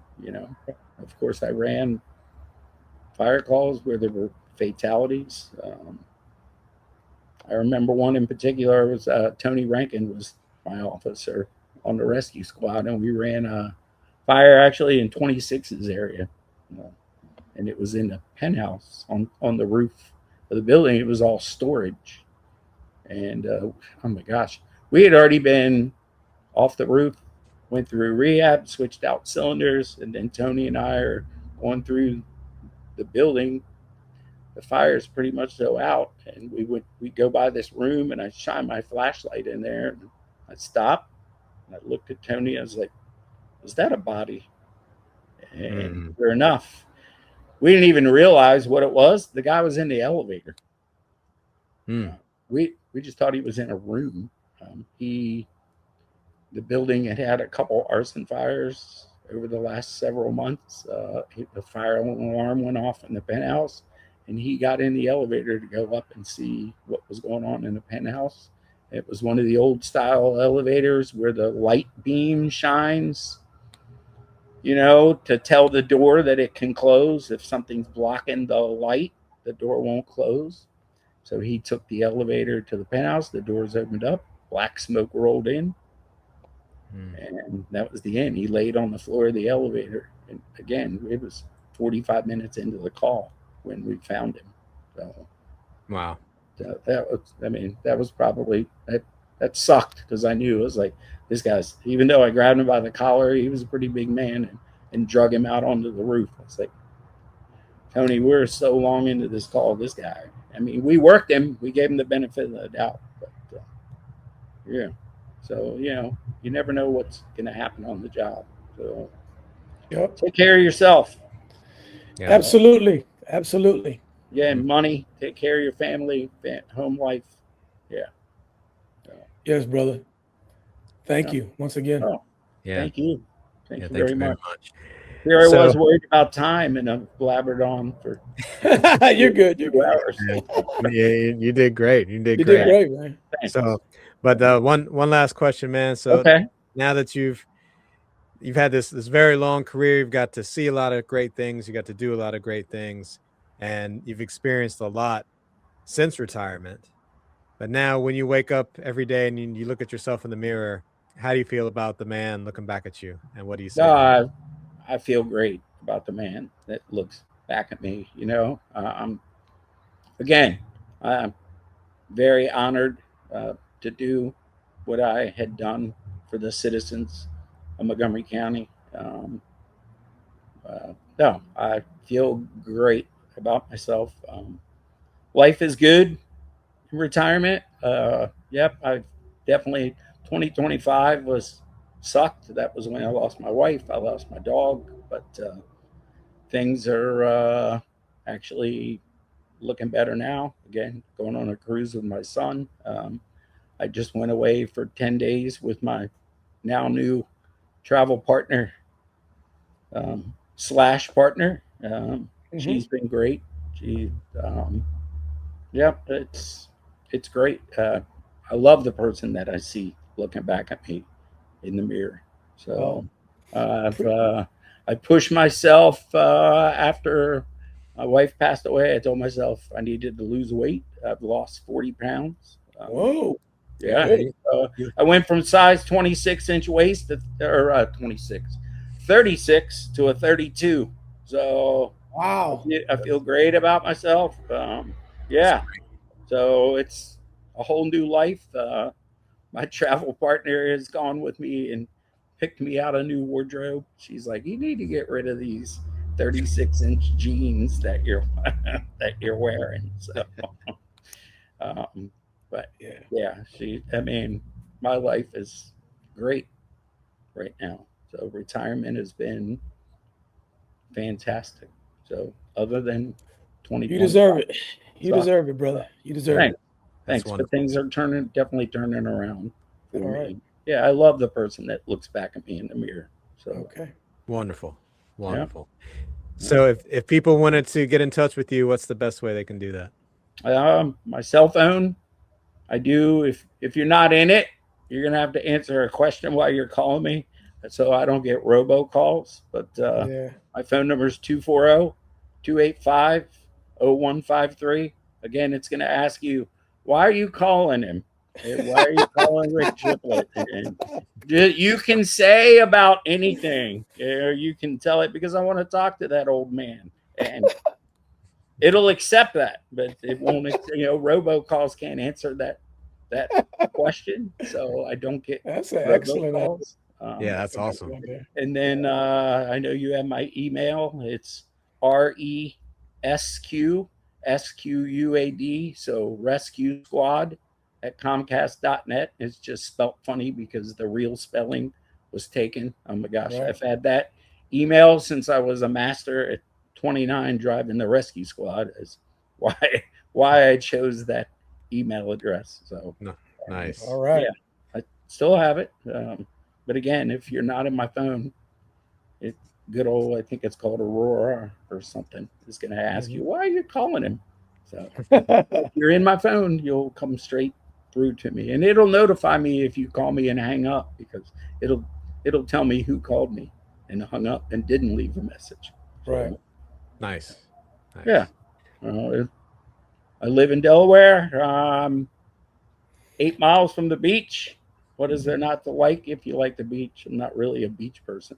This is the most sun I've had in a long time, sitting out here in my porch. But it's great in the off season. I love the beach in the off season. As I told you off camera, I could, if there's no traffic, I could be at the beach in like 9 minutes. But in the summertime, it's nothing to take an hour or more to get to the beach. So traffic's. The infrastructure can't keep up with as much traffic. I'm living in Sussex County, which is southern Delaware, and it's exploding. Communities going up thousands of homes at a time, so it's crazy. People are finding out that it's cheap to live here, but I get a feeling taxes are good. They're coming. My county taxes on my property are like $250 a year. Wow. Yeah, man. So now school taxes is another story. School taxes are very expensive, but I'm told, I haven't really dug into this, once you've lived in Delaware for 10 years and you're over the age of 65, you no longer have to pay school tax, which is where most of my property tax goes to. So have to find out about that. I do. Well, I still have 5 more years before I'm here for 10 years. So I'll be 65 first, which would happen this year. But I still have 5 more years, over 5 more years of living here before I hit that. That'll be nice if that's the case. But then again, I can see some changes coming. There's no county police. Probably the fire department is probably 98% volunteer. Most firehouses sit empty unless they have a call. So it's nothing. You call 911, it's nothing to take 20 minutes for that fire truck to get here from 3.6 miles away. Right. So Yep. that's a little scary to think about, but yeah, It is what it is. it is what it is. But Yeah. it's probably the best move that I made. Let my kids can come here, and they come here. They call me and ask me if the hotel has a bed available. So my daughter nicknamed it the Trip Inn. So because of my last name, obviously. Yeah. So, Yep. So it's the Trip Inn, and she'll call me from time to time. Is there a room available at the Trip Inn this week? And she'll say the week. I'm like, yep. And because she's got to make sure my son, who has he has all my grandkids, 4 grandkids. So he's got to make sure he's not coming with the 4 grandkids before she books a room. So because the house is full with 4 grandkids and 2 other adults. So Gotcha. no, life is good. Yeah. All right. Excellent. Excellent. Well, Captain Rick Triplett, thank you so very much for joining us. Thank you for doing this, Appreciate- Glenn. appreciate I'm for glad giving I us the was able time. to get on here finally. I enjoy listening to people as you guys have been pumping these out. I greatly appreciate it. And it's an honor to be on here. So Appreciate you, bro. Thank you very all much. right. Thank you. You guys take care. Yeah, Take you care of too. yourself. You too. All right. Bye. Bye-bye. Thanks for listening to the When the Smoke Clears podcast.